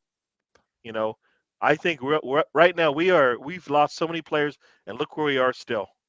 It took a crazy call for us to get a loss in the Premier League. We had to go to our second 11 to lose to West Ham, all right? And even then, it was one goal. I mean, I think he's got it. We've got a good nucleus here. It will be like I said, it will be tough on him if everything's clicking around. You guys could talk a little bit more about Havertz, but we probably should move on because there are three other players that we have not even talked about in that front line that played really well. I just wanted to pick up on what you said about Kai Havertz, or becoming another Pepe, and I just wanted to say that if that is the case, then my advice to Edu is do not pack away that paper shredder just yet. It still may have another contract that needs to be put through it, because that became a fashion for so long at Arsenal with players on high contracts. We were fortunate that Willian decided he would make the move and rip the contract up, which was kind of him. But again, if you're on almost 300 grand a week and it is a job, and no one's coming in for you, you're not just going to have your contract ripped up. It's your wages, it's your job, So this needs to work. And don't get me wrong, I'm not sitting here waiting for it all to fall to pieces with Havertz so I can go, yes, rubbing my hands together. I told you, I want it to work. I'm one of those that if we've invested that much kind of money in someone, I want it to work because I'm invested into the club and the club doing well. I don't want us to have a $65 million pound accident like we did with Pepe, 72 million. And we basically just had to walk away from that one. I don't like it when things like that happen to Arsenal. Kind of, you feel a bit embarrassed about it. People take the piss and all that. I want this to work out. But how long are we going to keep the experiment going? Because at the end of the day, you need 11 men on the pitch, not 10. Yeah, I mean, I know a lot of people have said we've been playing with a man. We're playing a man down, and it's like I said. The only way I think we're going to be able to see something is if our front line has like 3 goals and 2 assists or something like that, because that means that midfield is working, right? It's clicking, or he has a goal and assist because he's basically being part of this whole process that we have going on, this whole attack. So something's got to look like we're not. I think as I always said, and Lonzo, I'll let you have your say. We are good for 3 goals every game. I have no doubt we can score 3 goals in anyone. Maybe not as much on City, but I think we can on a good day. And so part of that requires that our midfield and our front 3 are clicking, and right now they're not. Anything else you have to say on the Havertz before we move on to what I think is this is an important topic to talk about? Yeah, like Stan said, I want this to work out too because he is an Arsenal player. Though at some point, Arsenal are going to have to learn from their mistakes and not get big name players for not the price that they're worth. I think Havertz still has a place on his team. And like you said, Gary, I think that Havertz should come off the bench for a couple of games because he still has to figure it out. Though he eventually will, and I hope he does. I just hope that the timing isn't going to hold someone else back from starting games. like a Mouse's role for once, and Trezor if he decides to play it, or if Arteta chooses to play him in that position. Um, and also maybe Partey or Declan Rice, whoever plays that position as well. I hope he doesn't get that spot that someone else wants to play. And I want to see him up front at some point as well to see if he can make an impact there. Um, so yeah, like Stan had said, I want him to do well, and I want him playing too, so he can snap out that funk. I hear you. I hear you. I hear you. So we shall see how that works out for him. Like I said, I think as you say, we're not learning from our mistakes and taking on. I don't like taking on projects when they're like worth 15 to 20, and now we just took on a project that's worth 60 to 70. So I just it didn't work for Lakonga. I think I even saw a comment. Someone put the comment in there, and I don't. Let me see. Did I bring it up? I saw that. Where is that comment? Let me find it because I did see it, and it think kind it of was- laid out. I think it was Yeah, from. I hate to say it, but Howard is another signing like Lakonga, Tavares, Eddie, and the near disaster of Mudryk. Yeah. I personally think Mudryk would have worked for us because I think we would have played him we would have played him probably not as crazy as we're playing Havertz because he would have had whose spot would he have taken, right? Martinelli. So exactly. So I don't think he would have taken Martinelli's spot like that. I think it was easy to take. It was easy to put Havertz in. I don't think it's easy to seat any of our starters on that front line from last season and Erdegaard. You know what I mean? And also because Mudryk is so wedded to that left-hand side, whereas Trossard is a bit more flexible, right? There's a number of places that he can be deployed. So you've basically got an understudy to Martinelli or two players competing. True, and that's what we want. And that's what got a lot out of Martinelli last season. Came in, right? We saw Trossard come in, and everybody's like, "How's this going to work out?" Trossard played while Martinelli was out. Next thing you know, Martinelli comes in. I think he comes in late in the game, and you're like, "There you go, there you go, there you go." And so that's what we're looking for. There's a comment for Saka. We'll start with Saka, but Mr. Thomas joined us. I think he just woke up for his mid-evening nap. I don't know if that means he's going to hang out with us or not. No, what it is when you get to our age, Gary, you don't Yeah. sleep all the way through. You have to get up and go for a wee in the middle of the night. And I've had it for a while now, but you get it at a certain age, it's a nightmare. For a while now. Yeah, it's a nightmare because it's usually for me it's between 5 and 5:30, and it's usually like, oh bollocks, I'm getting up at 8. It's time for me. It's 4 o'clock. The worst is when you get up like an hour or half an hour before your alarm. You're like, I really just want to get this half an hour sleep, but I can't. I have to get up and come back, and hopefully I get my 15 minutes of power nap. So Saka, we're talking about Saka in that front line. This is just kind of describing how they play. Saka likes to invert, and Martinelli will go direct and try to get to that byline. So we'll talk about Saka. I'll leave this comment up, but we'll get into because this is kind of this is kind of what Saka does for us now. And anybody who's watching that game saw Saka out there and like, yes, he puts that cross into Trossard. You're like, is he having a good day? He puts in a second goal. All right, game is secured now, right? Game is secured.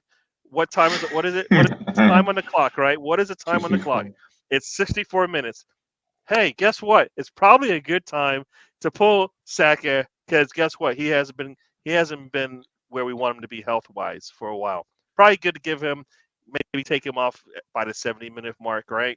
And let him get some rest. Arteta doesn't do it. Once again, it's not as if he wasn't getting beat up all game. How many yellow cards did they not give?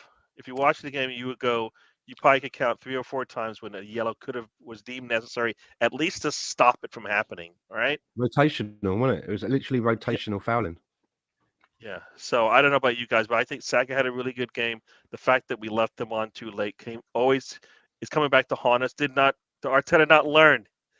He doesn't have to play 90 minutes. He doesn't. And the way he plays and the way teams play him warrants it. Yeah. Lonzo, talk to me about Saka. Stan was biting at the bit, but I'll let you go first. No, I was just laughing at Mr. Tom. My theory was right. That's exactly why he got up. He was off to spend a penny. All right. So go ahead, Lonzo. Talk to me about Saka. Saka was just he had a great game actually. Those are does best. He attacks. He'll go like Stan had said. He goes inside and works his magic. But yeah, I mean he's really really exciting. He's been exciting ever since he's been on the team. He's been so exciting. He knocked off Pepe to take that right wing position. But yeah, I mean, very impressive. I thought he had a great game. Um, you know, it's kind of cool seeing him get better every year. It seems like we're very lucky to have him. Though, like you said, Gary, I'm sure Stan will say this as well. A player like that and how he plays, it really is frightening for us fans to watch because it's showing that he's banged up. And I think our biggest worry is that he'll get hurt and he'll leave on an extended period of time. And we as fans know how important he is for both club and country. And, you know, I don't know why that there was not a deal put in place to where Arteta and Southgate have an agreement to where, okay, you could use Saka for a certain amount of time, and then Southgate say, okay, well, we're bringing Saka off the bench in games we don't need to worry about. And, you know, I don't know why, you know, Arteta doesn't value Reece Nelson enough to bring him off the bench, especially games that you know we're gonna win, or at least have a strong chance of winning. And I believe you know Reece Nelson he's a good player. He's not bad. He just needs to be more consistent. And I think that's where Arteta depends so much on the starting 11 that he's willing to give him more minutes when they don't need to be playing that many minutes. And look at Odegaard, prime example, he's hurt now because he doesn't know how to rest Odegaard because we don't have a proper replacement for him. Or we do, but he's also hurt as well. I mean, he emails his foe. So, you know, this is what happens when Arteta still hasn't learned to use his bench more. And he has the players to do so now. So there's no excuse for the gaffer to use his players properly. Especially the most important players, you know. So, you know, Arteta has to figure it out, you know, and but Saka does show up in the big games and he continues to surprise me about how adorable he is. No, for sure. No, and as you said, I don't think Arteta is learning because he's done it to Saka. We realized Saka needed the break. He didn't give him a break, and now it looks like maybe Odegaard might have been also overused because he doesn't trust anybody else. And it's like you don't bring in players you don't trust. Let's just make it like don't bring in players you don't trust. Don't bring in players that have no confidence. All right. I mean, can we the number one and number two? Hello. How do you feel? How do you feel about your game? I don't know. Okay, bye. All right. Yeah. You know, see you later. If you don't even know how you feel about your own game, I probably am not going to be able to help you. And what was the other thing? I even forgot what I just said there. But there's two things that we need to do. Confidence is one, and then the other one is what are we talking about? Nah, I lost my train of thought there. But Saka. But Saka, yeah. Just going to talk about Saka. I just wish that Mikel Arteta could sometimes take a bit of an Alex Ferguson approach when it comes to Saka going off to play for England all the time. Like, you know what Alex Ferguson was like. Ryan Giggs would probably go up to him in training and he'd be like, Gaffer. And Fergie would be like, what? I've been called up to the Welsh squad. You're not going. Yeah?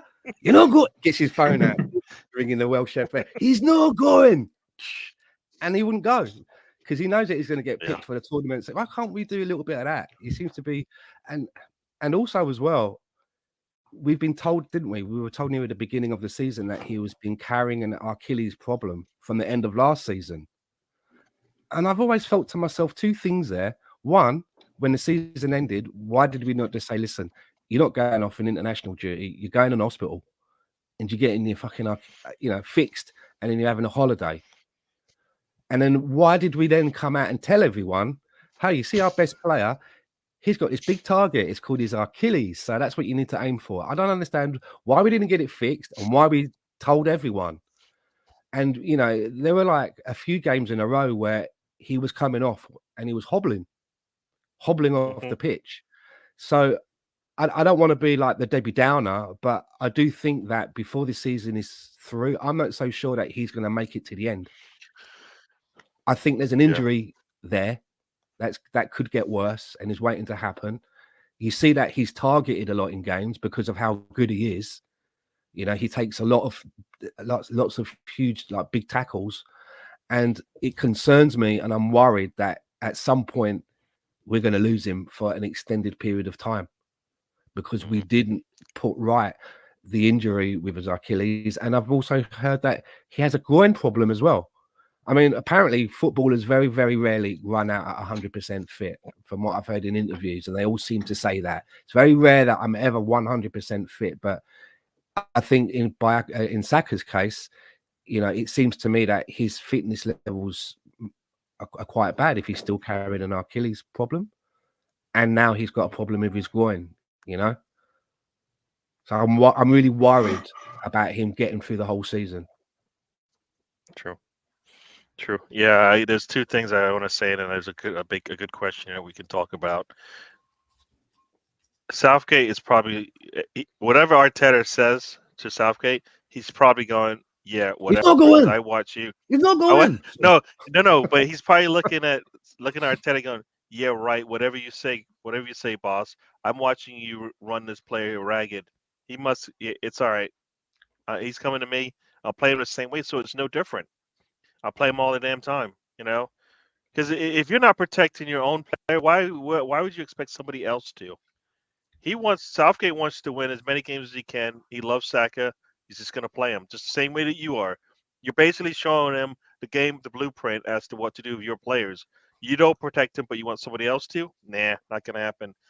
On that, and this is on that West Ham game, just like when we played in the Europa League was it 2 seasons ago, where no matter what, or was it last season, no matter what, we had at least 4 or 5 starters get in minutes in games, right? And you're like, why are we doing this? And I think it backfired. I was listening to somebody, and they were saying that the performance at West Ham for me is because we don't give our backup players enough time on the pitch. When they finally have to start, I feel like that's what you get. That's what the performance looks like, right? We made one mistake and we couldn't redeem ourselves. We put our starters in, and think about this. Erdegaard, I think, hadn't played the game before or something like that. He put him in that West Ham game late, right? With Newcastle coming up. Yeah. What happens? He's not available. Did we rush him back too soon? Like we've done a couple of times with some of our players? Right, pushing Party back onto the field of play. Exactly. So, is that what we did? I mean, I think I heard that comment, and I was like, I don't. That actually, yeah. He came into that match late in the game. He did score, and then we haven't seen him yet. I don't even know if he's practicing. Right? He's not even practicing, I think. See that comment that Tom makes there. I've always felt that when Arsenal play a backup game, whether it's a Carabao Cup game or whatever, and they put out their equivalent of Man City would do, put out maybe their second string team, maybe 9 players out of the 11 on new faces, they may get through. But when Arsenal do it, and you see that, I always think to myself, they're not good enough as a team to win. But with what Tom's saying there, if you sprinkle it a little bit, you could get away with it. Do you know what I mean? But that's why you have to rotate as a whole team. But then I'm thinking to myself, but then maybe if they were rotated in more, like what Tom is saying, and then you put them all out together, maybe they perform better. Maybe there's a flip side to it. Do you know what I mean? Because I've always felt that our second team as a whole, you put out 9 or more, I'm very dubious that we're going to get the result. But as Tom's saying, maybe if they were given more time as individuals, then when they play all together, maybe they'd be better. Do you see do you see the madness that I'm trying to explain there? It's the only way it works you for know me. what I I mean? don't think, and Lonzo, I'll have you let you have your say on this as well. I don't think you can get the best out of your bench by playing them all together, because you don't. The way you practice is you don't practice that way, but you sprinkle them in throughout. Like I always said, like everybody's like, no, you can't rotate in the beginning of the season. We rotated. We had to rotate. Our back line changed for the first 4 games of the season. I'll take that back. Unlucky for us, but it happened. First, it was an injury, then it was a red card, and then I think we started to get a little bit more stability there. But I feel like I always talk about rotation all the time, and rotation for me isn't 6 or 7 players. It's more like 2 or 3 players, so that they all get to play in the style that you want. So when they are playing together, even if it's somebody they haven't played with in a while, they're all used to playing the way we want them to, right? There's no it's not a surprise. So, Alonso, I don't know if you have anything to say about the way that our players are being used and whatnot in terms of rotating them, and why that West Ham game kind of, if that symbolized anything to Arteta. Yeah, I don't know if you guys remember how Wenger used to do it, where he would always put his younger players on the team, and they played against a mix of veteran players in League Cup competitions. When I think back to that game, I remember Stan. How you remember this, Stan, or maybe Gary, you do too. How Arsenal played Reading, right, in that win against Reading. It was 7-5, right, that game. Oh, did Dennis Bergkamp score in that game? No. This was 2012. Oh, okay. When Joe Walcott had a hat trick, and Marwan Chamak scored the match winner. Oh my God. Yeah, so that game, right? So that game had a mixture of, he had Giroud playing, he had freaking Giroud, the guy from Switzerland playing. So yeah, they had a mix of younger players and veteran players. What I'm trying to say is that Arsenal have had success kind of by getting into the final of that tournament, but yet it always seems to end in failure, no matter how you put it. So it's a risk putting those teams on, knowing that you're gonna not do so well. Because West Ham didn't do that with their team, did they? West Ham didn't put out a second string team. No, they didn't. So to me, it's a give or take League Cup, right? What's puzzling about that is that, like Tom has said, Arteta doesn't trust his bench at all, and I don't know if that's a lack of trust or a lack of getting the right players in, because you see the quality in players like Vieira and Kvyat and others. I didn't see the game, but that's what I lined up, and it's like confusing to me on why the disconnect between the bench and the starting 11. So, hopefully Arteta would learn that you could take cup seriously, but the award is going to get a trophy, right? So, at some point you have to trust his players to do well, and right now he doesn't have that. Very, very true. Yeah. Hopefully Arteta has learned, and we shall see. But yeah, we need to, all those, as I always say, all those players on the bench, Arteta needs to look at, and Arteta needs to be confident that they can do the job for him. A lot of times it doesn't seem like that, because we don't play him like, we saw Emil Smith-Rowe come in. He's gone now, injured. Reece Nelson has been there the whole time.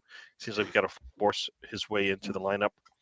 And we know that Saka is not healthy, and so Reece Nelson should be coming in and giving him breaks. We've seen we should come in and give him breaks. So it's all on our Arteta. So here's a question with the fact that Erdegaard may still be out come this weekend.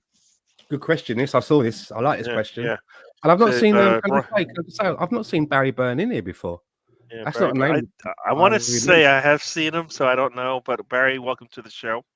But he says, would you move Saka more centrally if Odegaard is still out? He can move left to left or right 8.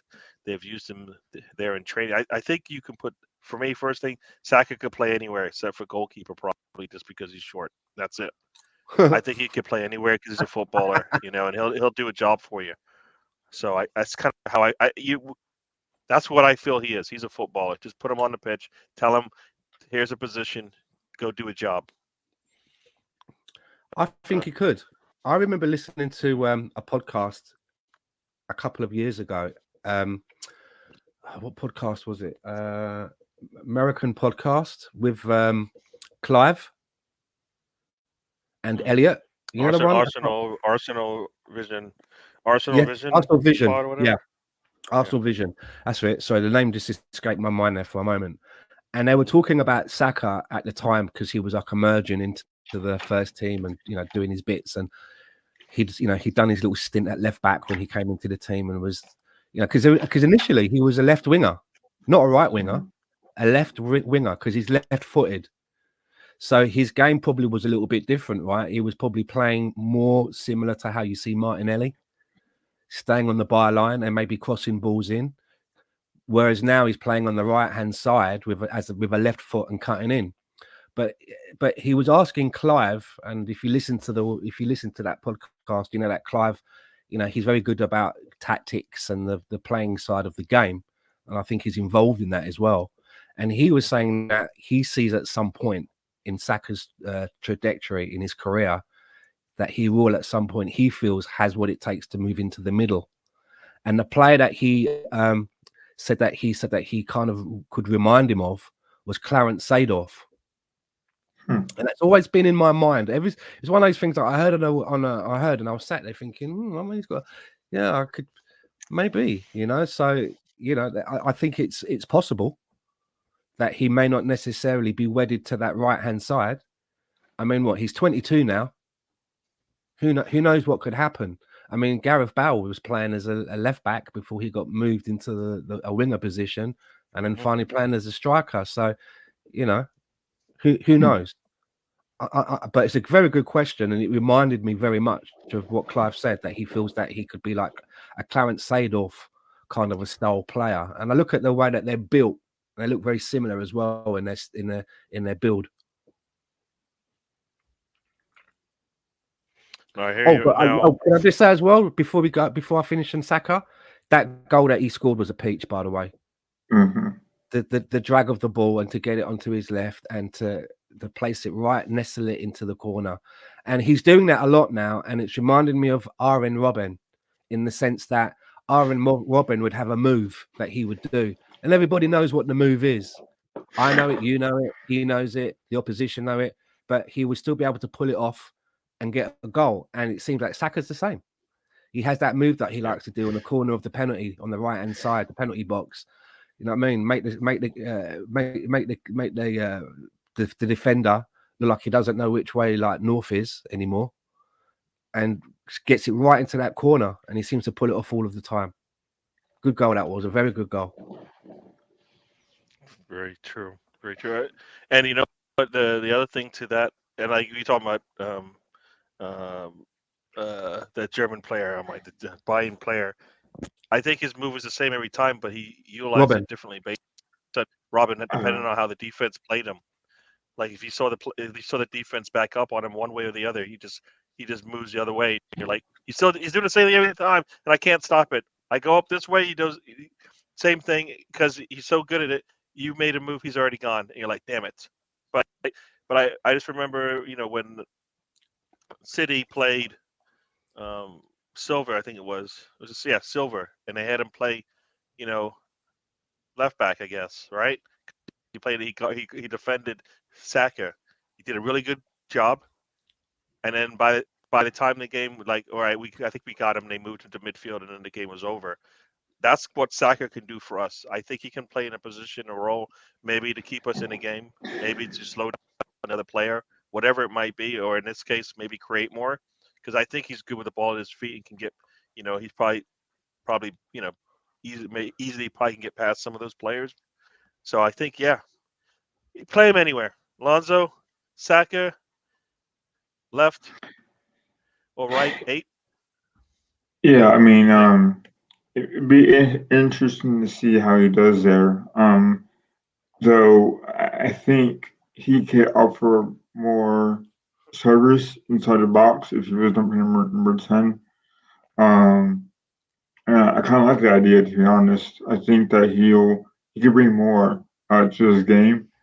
Um, yeah, I mean, but I think for it to work, you have to have a proper striker. Um, and we don't have that right now, unfortunately, because I think some fans, some supporters see Jesus as a winger, and I think Nketiah is just too inconsistent. Um, for it to work, I think we need to bring in a striker that can do a little bit of everything. That means link up. That means assist, score, so that he could bring everyone involved. And I think being a striker can link up with Saka could be incredible. I think it would bring in the best out of Saka to have a proper striker in there for it to work. And I think coming from the wing, I think Saka already brings in a lot of assists anyway. So I wouldn't mind seeing him at a number 10 position or another about 8 position as well. So yeah, I mean, I'm interested to see how that could work, but it has to be a proper striker too. I personally I don't think the striker makes a difference. I just think if with Erdegaard out, I just don't think Vieira is going to do the job for us, and I don't think Havertz going to do the job for us. Can I just say something there? So, You mentioned Teabag, yeah. right? And I think players like some of our second string players like Teabag and Nelson, the problem is with them, or not the problem, or the observation maybe is probably the right word, that you bring them off of the bench when we've got our main 11 out, and you bring them on as substitutes, and they come into a squad with some of the bigger names around them, you get good performances. But then when you put them out in a starting position in a Carabao Cup game, surrounded by another 9 players who are also from the second tier, they don't raise the game. They're not like the ones. Do you know what I'm getting at? Where if Thierry Henry played with the reserves, he would raise the game, right? Because he's like a main man. But even though these players get opportunities in the first team, when they start games, I've noticed, and they're out with other peripheral players, they're not. They seem to be playing at that level. Their level goes down, and they're playing at the level of the others around them. And that's the difference in the mentality of footballers. They should be actually standing out. Do you know what I mean? They're standout players, but their performances just sort of seem to just drift away. But they come off the bench in a game with some of the bigger names, and they do bits. Yeah, it's a mentality thing. We know they got it because we've seen it. We've seen Vieira come in late in games and show us and put crosses in from that left hand side.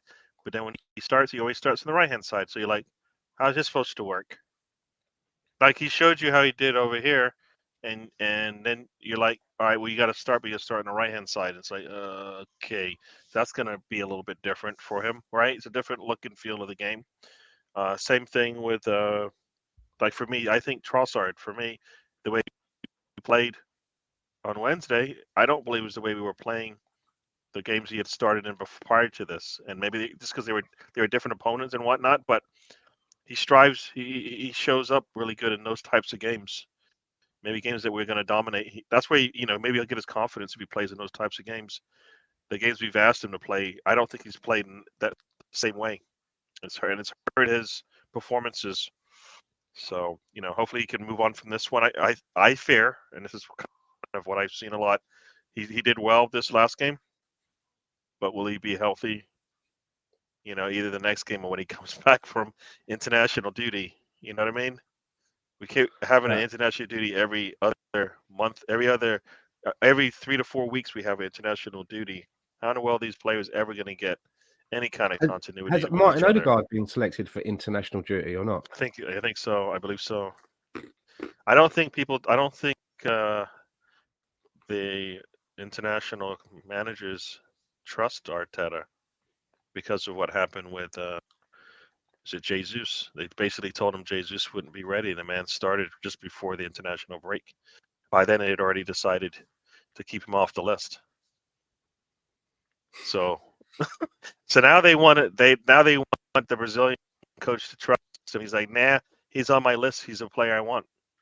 I think because also I think Richarlison is out, right? So he's probably going. Richarlison's out. So what am I supposed to do? They haven't got a proper coach, have they? At the Brazilian national team, I think they've got the Fluminense manager is doing both roles. I don't think they've appointed an actual full-time coach yet.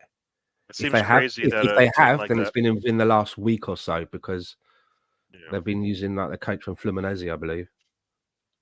Yeah, I think that's crazy, right? There's a big country like that, a big football country like that, doesn't have a manager. You know, before we're like almost 2 hours in. We've talked about everybody. I don't know if we're gonna. I'll let you guys talk about the remaining two players that we haven't really talked about.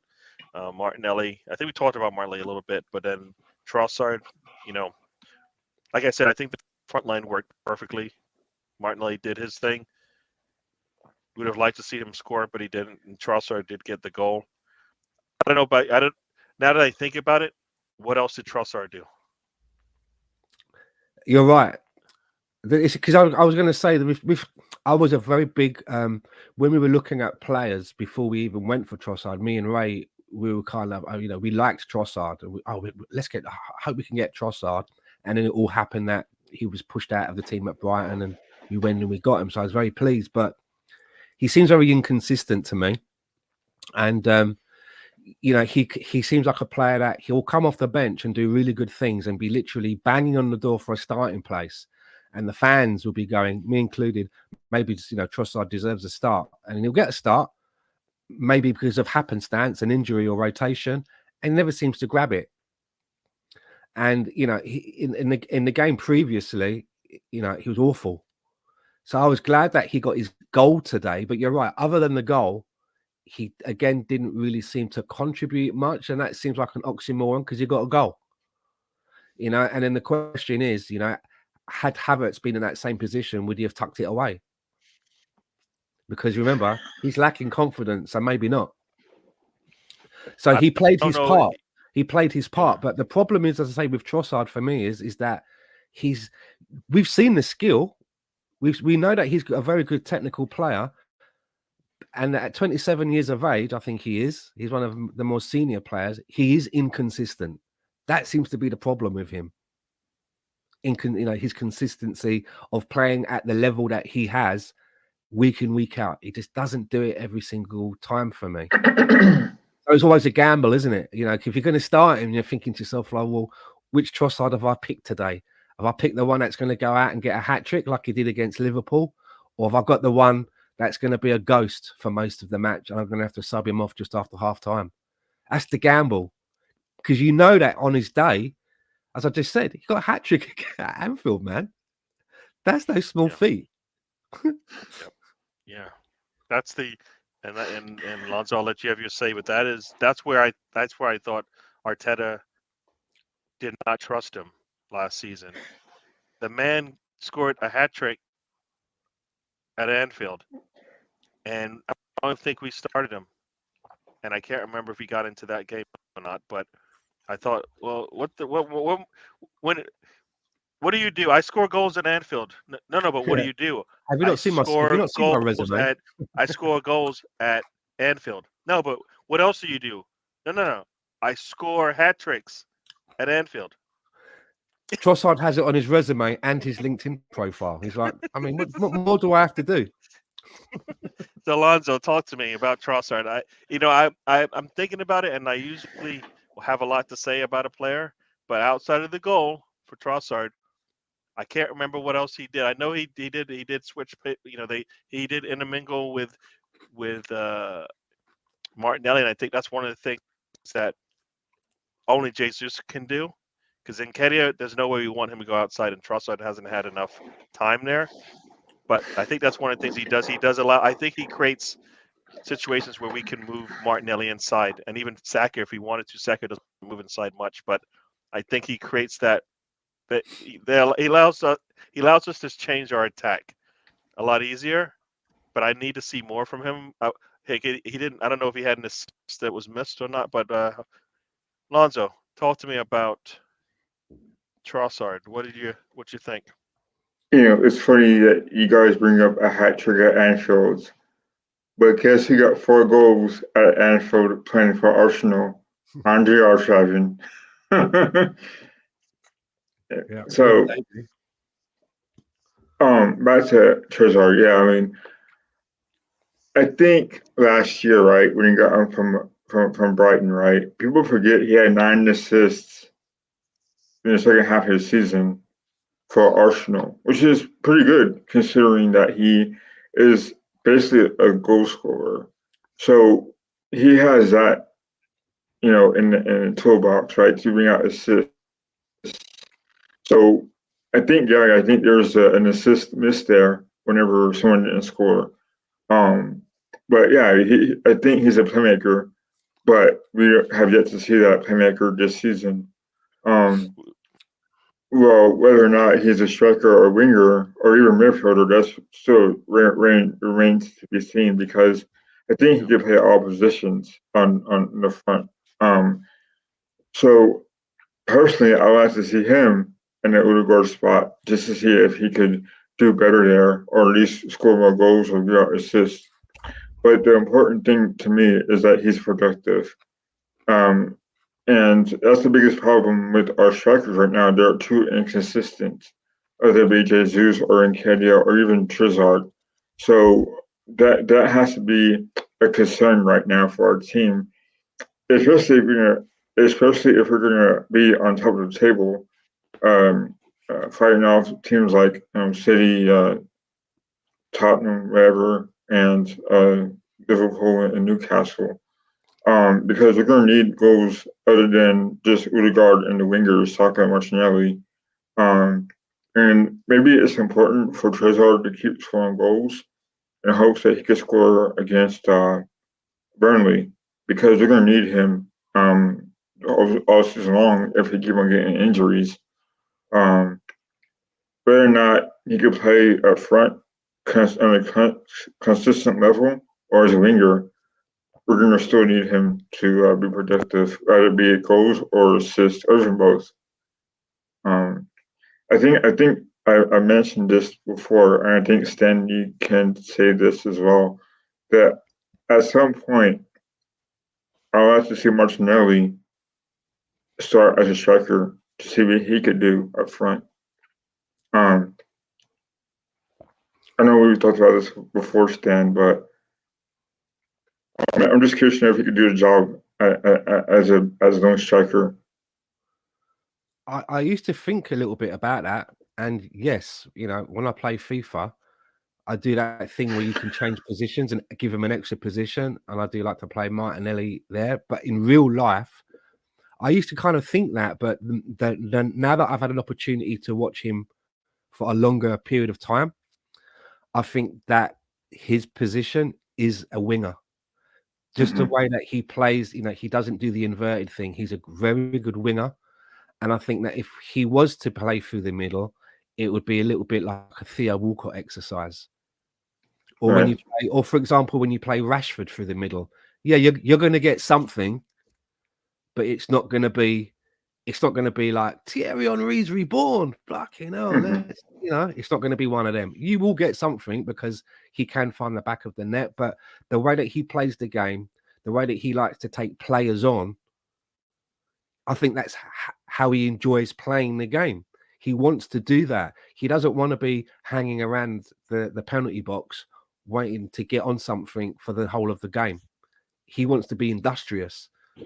So I get what you're saying, and I think that he could do a job there and it could help us. but he's a winger for me. Mhm.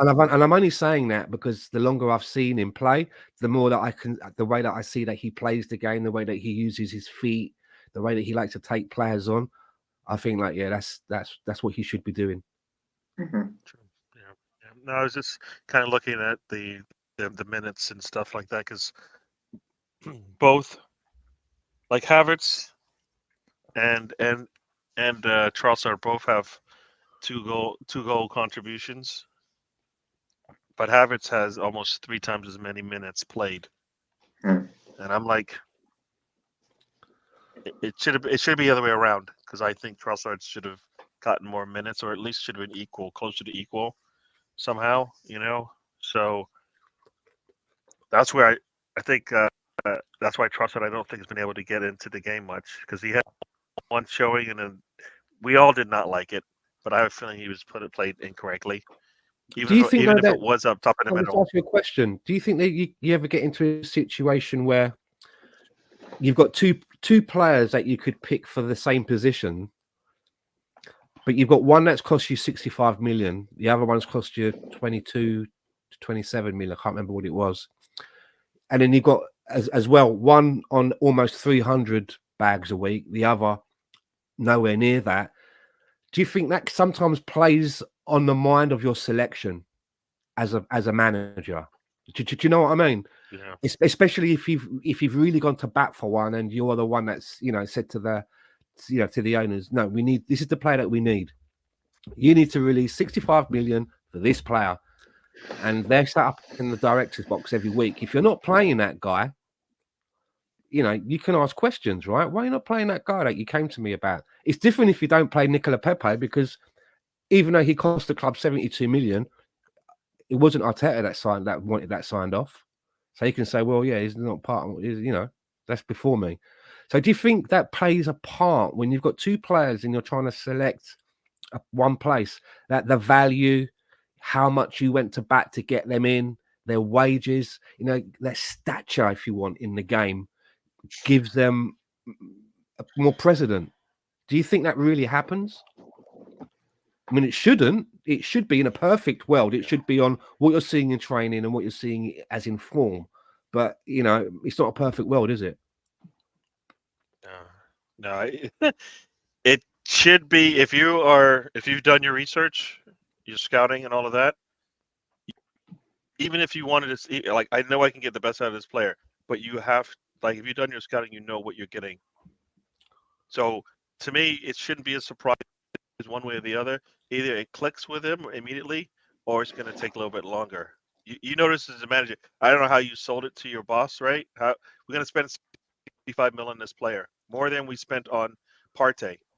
We're going to spend more money on Havertz than we played on Partey, and we expect him to give us the quality that we took 7 years to get out of Xhaka. But we're going to change this guy around in the summer. All of those are things weighing against Put it like that. as a manager.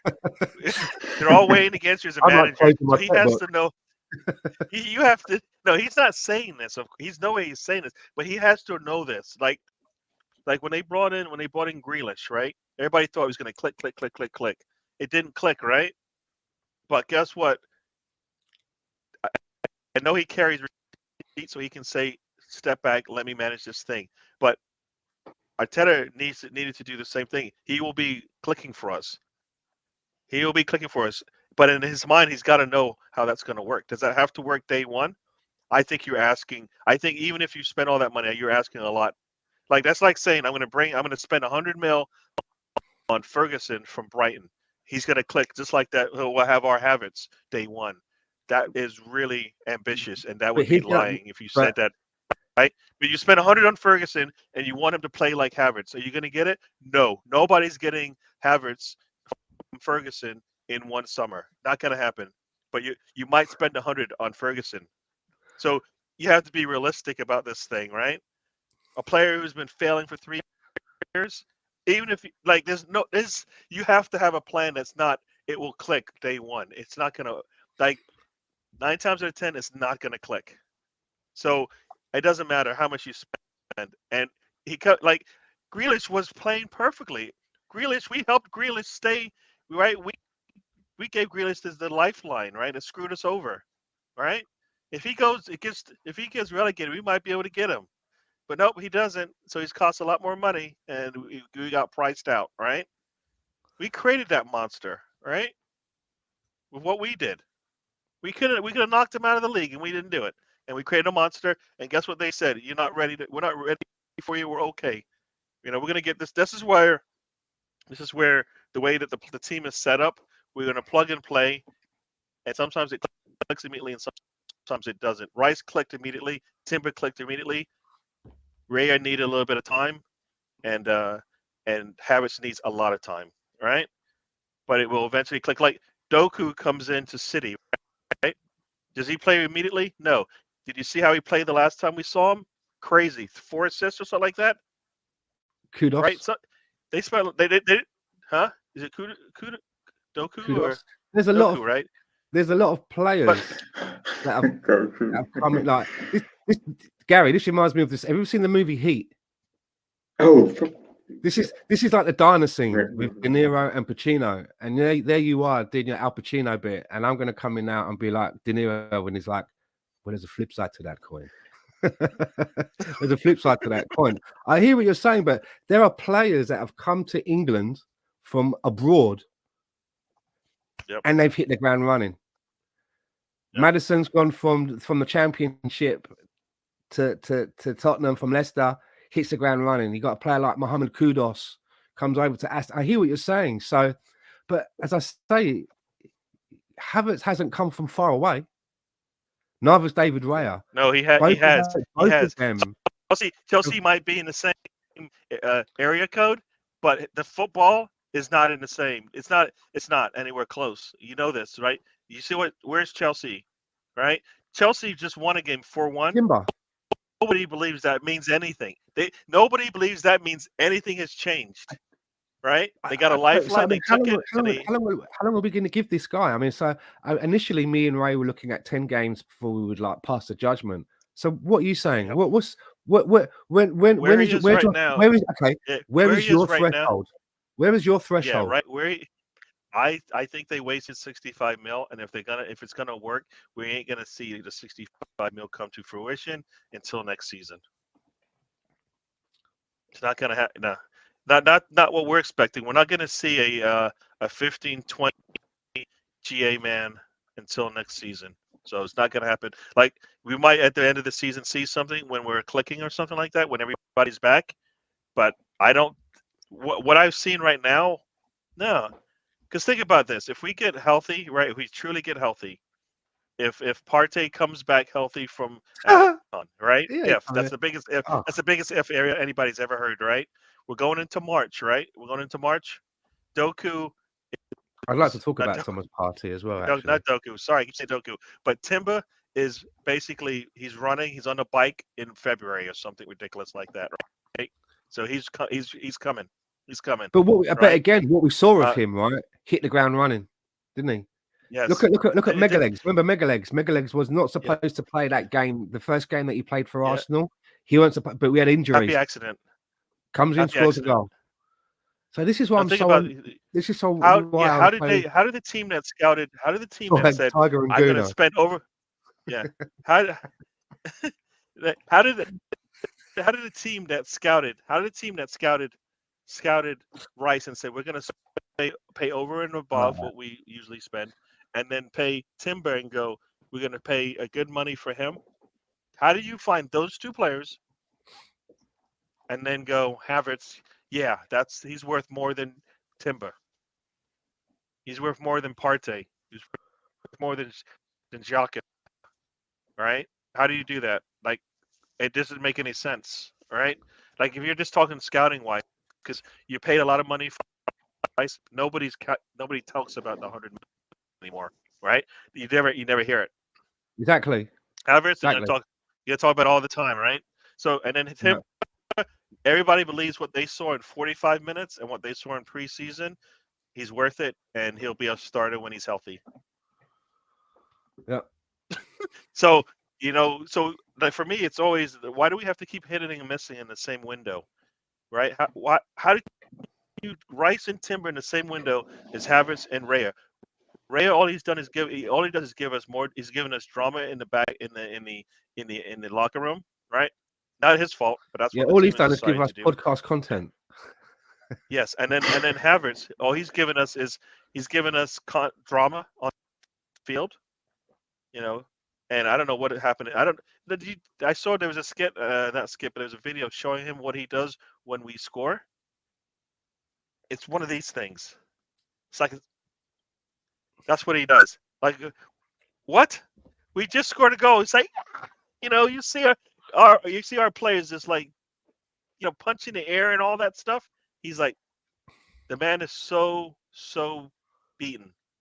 So glad you didn't say lack of confidence. Fucking no. No, so beaten. He just doesn't. Like, it's going to take some time, and I don't think we're going to see it this season. So I'm like, what does it say? If we ain't going to see it this season, I don't know why you think something magically is going to happen. I mean, as I say, this is not like a young guy that's we're playing him too quickly, or he's come over from fucking I don't know out of Mongolia, where they play football with fucking watermelons, and he's got to adjust. Never worn boots before. This guy's played at the highest level: World Cups, international, Premier League, Germany. I don't understand why I'm supposed to I'm supposed to be fucking patient. To be honest with you, it's like I'm looking at the bus timetable. Right, the timetable tells me that bus is coming at 1:15. It's fucking 1:45 now. The fuck? I was here at 10 past. It's like no. Why should I? No, you don't get it. I don't understand why we're making these kind of errors, man.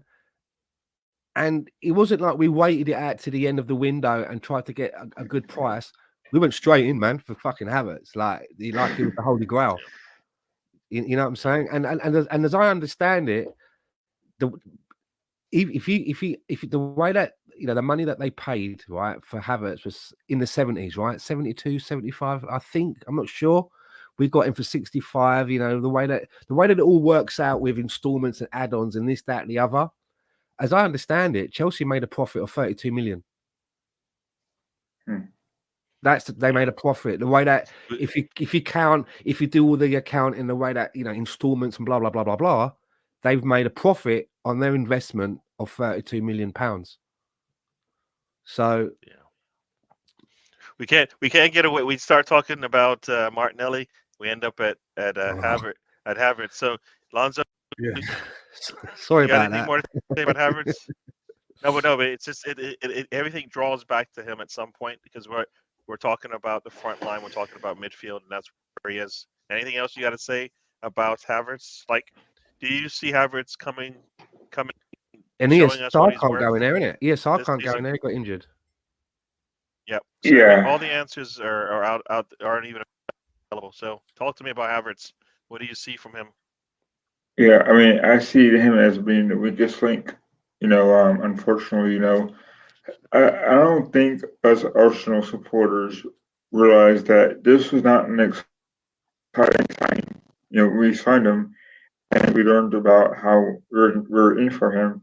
I wasn't excited because I knew this was going to be a project. You know what I mean? It's like. I wasn't arms excited. I wasn't excited like I was with Rice, although we knew we were going to get him. I mean, it was just quite difficult to try to understand when we got Havertz, because we had players already on the team that could play that position. So I still don't quite understand what Arteta saw in Havertz other than a project or try to rehabilitate a player that was damaged at Chelsea. That's all I saw. I didn't see a player that was confident to be on the starting 11 every game. I see a wounded player. And at the level Arsenal are at now, we don't need a player like that. We don't need a player that can be a weakest link. We need a player who could fit in the club like Rice has. And he hasn't done that for me. You know, proven. You know, and a winner too, and a winner. The shop that we went to buy rice from, if you think of it as a high street, the shop that we walked into to buy Declan Rice from, that should be the shop. We should have a club card for that shop now. And when we go in, they open the door for us and make sure that we're looked after because we're regular customers. We shouldn't be going next door to the shittier shop now to get players. You know, that reminds me. I just was thinking of that. Like, ever in John Wick 2, where he goes to Italy, I think it is, and he goes to check out the what is it? I forgot what they say when he walks in, but basically it was like a wine tasting. He's going in for a tasting. Remember? Oh, He goes in for a tasting, and they're like, he's like, "Can I have a tasting, please?" "Yes, sir." And they like lay out all of the weapons for him, you know, and he's like, "Yeah." That's what shopping for rice was like. You're right. Like, you going in for a tasting, they come in, they give you a nice glass of wine while you're checking things out. You go in for a player, at least at the level of what we're seeing from Havertz, and they're looking over your shoulder, waiting for making sure nobody comes in, because you've got some stolen product there that they know you can get in trouble for. So yeah. So that's the Havertz. We talked about the front line. Like I said, I think back line easy. Goalkeeper doesn't matter right now. Midfield scary, because I don't think it's not something that will last for. I don't think we'll see the same midfield for 10 games or something like that. You don't see Thomas Partey. That's done. Yeah, and Partey's not going to be available until, I think he's not available until at least January, and so be ready to go to AFCON basically. Andy, he will be ready to go to AFCON, and if he doesn't, and he get injured in the second game, come back injured. Yes, if he like I know everybody. They keep saying they keep saying they want to. Yeah, they keep saying they want to move on from him, but then you can't move on from him if you keep putting him in situations where he ends up getting hurt. If we were willing to move on from Kieran Tierney because of similar problem, also probably the game that we're playing at left back changed a bit, but he had some injury concerns. I mean, he's injured now, the poor guy, as I understand in Spain. But Thomas Partey has only been available. I heard that there's been like 150 games available, and there's been like something like 50 games that he hasn't been able to play because of injury. He's been available for something of the games that have been available since he signed for us. He's been available for 30 of them, 30%. And don't get me wrong, he's a wonderful player. And for the money that we paid for him, it was a steal. And I was glad that we got him. And he's so good at how he plays the game. But if you can't count on him, what's the point? It's all well and good having a Ferrari in the garage, but if you've got if the engine's fucked and you ain't going to replace it, it's no good to you just sat in the garage. You want to be out there driving it around, showing off, and that's a little bit like Thomas Partey. He's always fucking not ready to go all the time. Yeah. And I know that people always say the one that, I never followed him in Spain before we got him, but a lot of people say that he was hardly ever injured, when he played at Atletico. But as I understand it, he very rarely played 90 minutes. So there's a different style to the game. I don't know, but I'm looking at it. I'm looking at his stats. I think we've got to move him on now and forget about him. We can't rely on him. We've got to forget about him. Yep. Because he's not going to be there. Yep.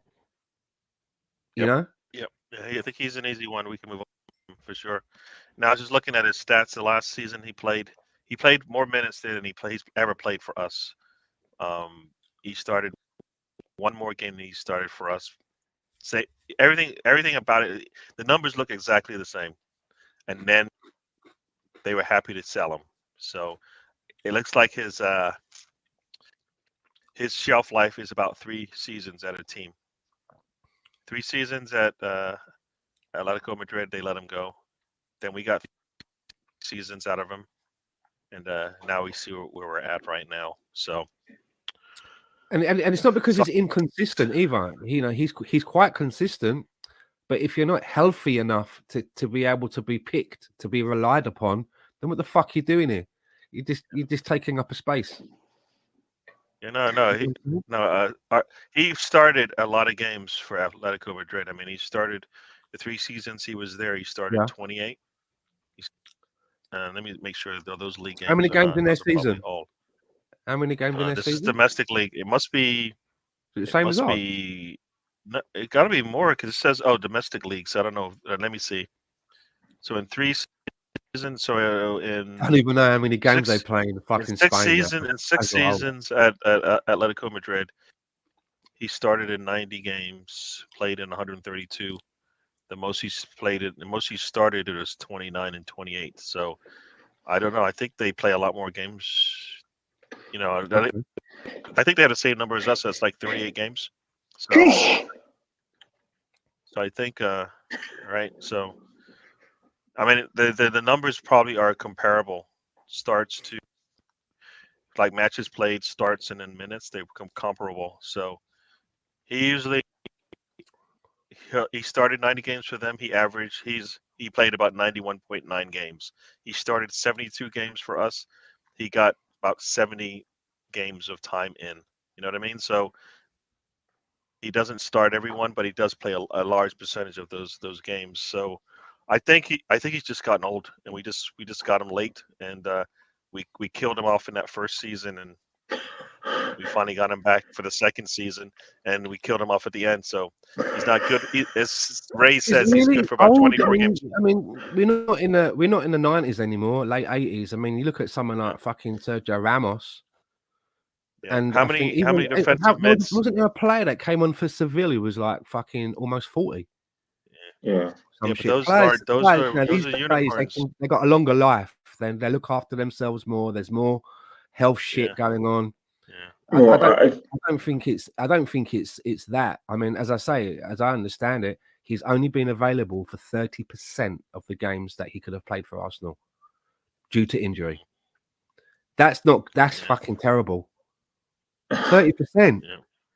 That's fucking shit. So what do you think about Partey? Well, I remember when we first got him, right? It was during COVID, right? Or the COVID year, right? Or it was the year afterwards. And he came in at so much hype, and he was so good at Atletico Madrid that I don't quite understand what happened there as far as his body breaking down all the time. And I don't know if it's just the demands of the Premier League catching up to him, because it is, in my opinion, still the best league in the world. And you come in and it's different way of playing football here or there in the Premier League than it is in La Liga. So I don't know if it's his body not withstanding the toughness of physicality of the Premier League that may have caught up to him, or maybe it's just the way that he's been playing before he came to Arsenal, that he was just so training styles even. Yeah, he was just so conservative about his body that it just didn't work out. And he's becoming like the second coming of Abu Dhabi, in a sense that he has the playing ability to play that potential defensive midfielder role, or the defensive midfield role that we all wanted him to. It's just that it hadn't worked out. I remember when he came on Arsenal, Gary, Stan, that we talked about that spine, right, through the middle, Leno, Partey, and Aubameyang.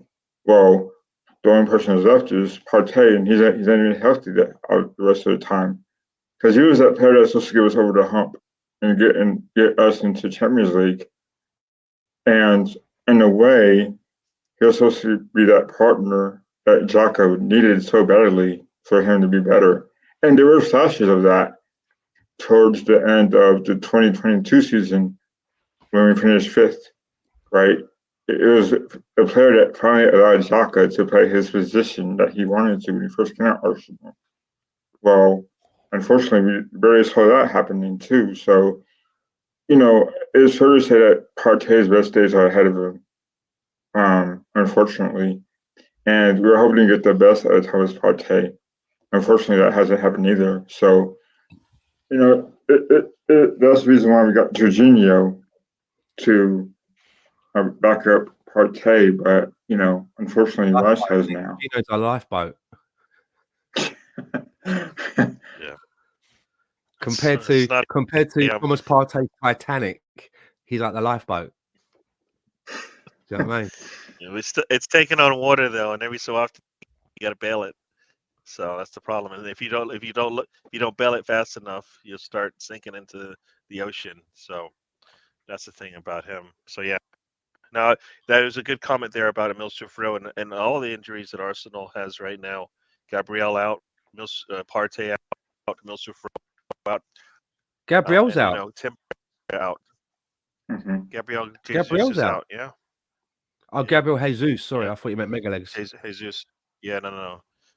Jesus. Sorry, Jesus, Partey, Emile Smith-Rowe, and Timber. And Kedia Oh, too. God. For us there, for us Odegaard? at least three of those, and Odegaard, and Odegaard now he's not even on the list here. So we've got 4 players who can start for us out, right? You're cutting in and out, Partey, Gary. Timber, and Odegaard. Sorry, I don't know what's going on. Yeah, it's I don't know, maybe it's the internet at this time. Up. You're doing that. I You sound don't like know you're what to doing an do. impression of British comedian Norman Collier. For those that are, I didn't know what it is. Maybe it's the time of night or something. So hopefully I came through. Yeah, we've got like 4 starters injured right now. Right? Jesus, Partey, Timber, and Erdogan. We're still sitting. That top 4. hurts, man. He was like the deliverance, wasn't he? When he was, you know what I mean? It's like you get this toy for Christmas and that, and your fucking parents didn't buy the batteries. You're like, I can't do anything with it. It's like I can see it, but I can't do nothing with it. You didn't get the batteries, and the shops are shut. I can't even go and buy batteries. That was the worst Christmas of all time. Or they get the wrong batteries. They wanted. They said they needed AAA, and you got double A or something ridiculous like that. You're like, they don't fit. Oh, we have to get it when the shop's open. But and if you're in England, it's Boxing Day. It's Boxing Day. You're not gonna what? Yeah. What is this toy? I don't want this toy anymore. And it's like timber, isn't it? Like they dangled it in front of us, and it was like, and you're like, man. Yeah. I think every Arsenal fan feels the sting of Timber. Like we saw the perfect preseason. We saw where we're happy with the first 45 minutes, and I don't know if he would have got hurt if he stayed or went, but immediately when he went in for that tackle, I was like, all right, he should not come out for the second half. That was my initial thought. I didn't know if it would have mattered anyways, but I just like, let's not mess with it. Let's not test There's a it. part of me that's like, I'm glad he's kind of been eased in because in a sycophant way, because it was, to me, it was a little bit like, it could be like Tavares all over the preseason of Tavares all over again. He's fucking excellent.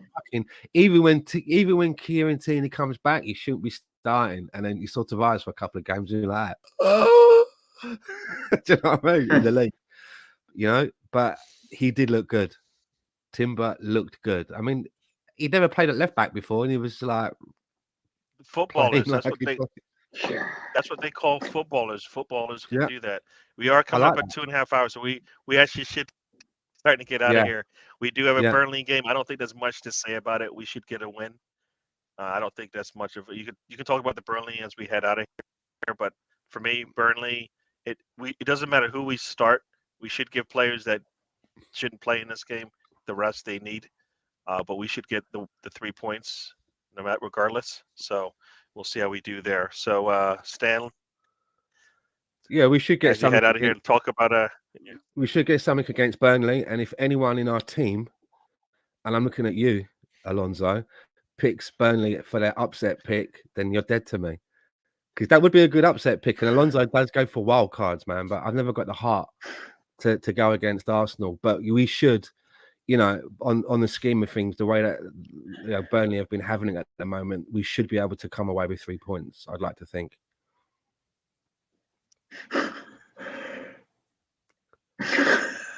Yeah, Yeah, you were talking about you. You can see him like hesitate. He doesn't know what to say because he's like, I was thinking that already. And I mean, no. A lot of points if for Kai Havertz. that's how Alonso thinks. He's like, good points there. But I just haven't got the heart to do it. Neither can I, man. So if this was a game that Kai Havertz should score, it'll be this one. So I'm hoping I'm not rooting against him. I want him to do well. I just hope that he clicks on sooner than later because we're gonna need him to do well. To prove us all wrong. Yeah, I think if this is a game that he should do well, it should be this one, and I hope he does do well. Whether it be starting up front or in number eight role. That's the question, isn't it? Who's going to start up front if there's no Jesus? Who is he going to pick? Is he going to pick Eddie? Is he going to pick Trossard, or is he going to pick Havertz? Well, Eddie's also hurt too. So is he? Okay. Yeah. Yes, that's why he didn't practice. He didn't practice. Okay. Didn't know that before Sevilla. So yeah. So we're gonna see on Sunday morning when the lineup comes out. But right, Gary, I think you're right. I think he should risk players like Saka and Martinelli, maybe Martinelli, to see how they look, to see if they could provide something more so than just running around on the pitch. I would like to see Vieira as well start this game to see what he could do at Odegaard's position. So yeah, I mean, I think we'll win quite well actually. So this will not be my upset pick. Yeah. So I think that's it for us. We will head out of here, but thank you, Stan, for joining. Thank you for having me, man. Good chat tonight. Yep. Alonso, thanks for joining. Thanks for having me. Good to see you, Stan. Yep. And Tiger Ray is out enjoying. He's having fun with the family. They go on their family vacation every year. And at Disneyland or Disney World, one of the Disneys, right? Roller coaster, one of the all Disneys. that. Yeah. So let's head out of here. We got our outro, but I'll see you guys on the next one. I believe Ray will be back hopefully for Sunday. We'll talk about the game then. Stan, you see him on multiple channels when he has time. Lonzo, same thing. I'll be on my channel should be on Saturday, so check us out. It is a game, so I'm not even sure if it's a watch along or not yet. So we'll see. But everybody, thank you, and we'll see you on the next one. Thanks, everyone.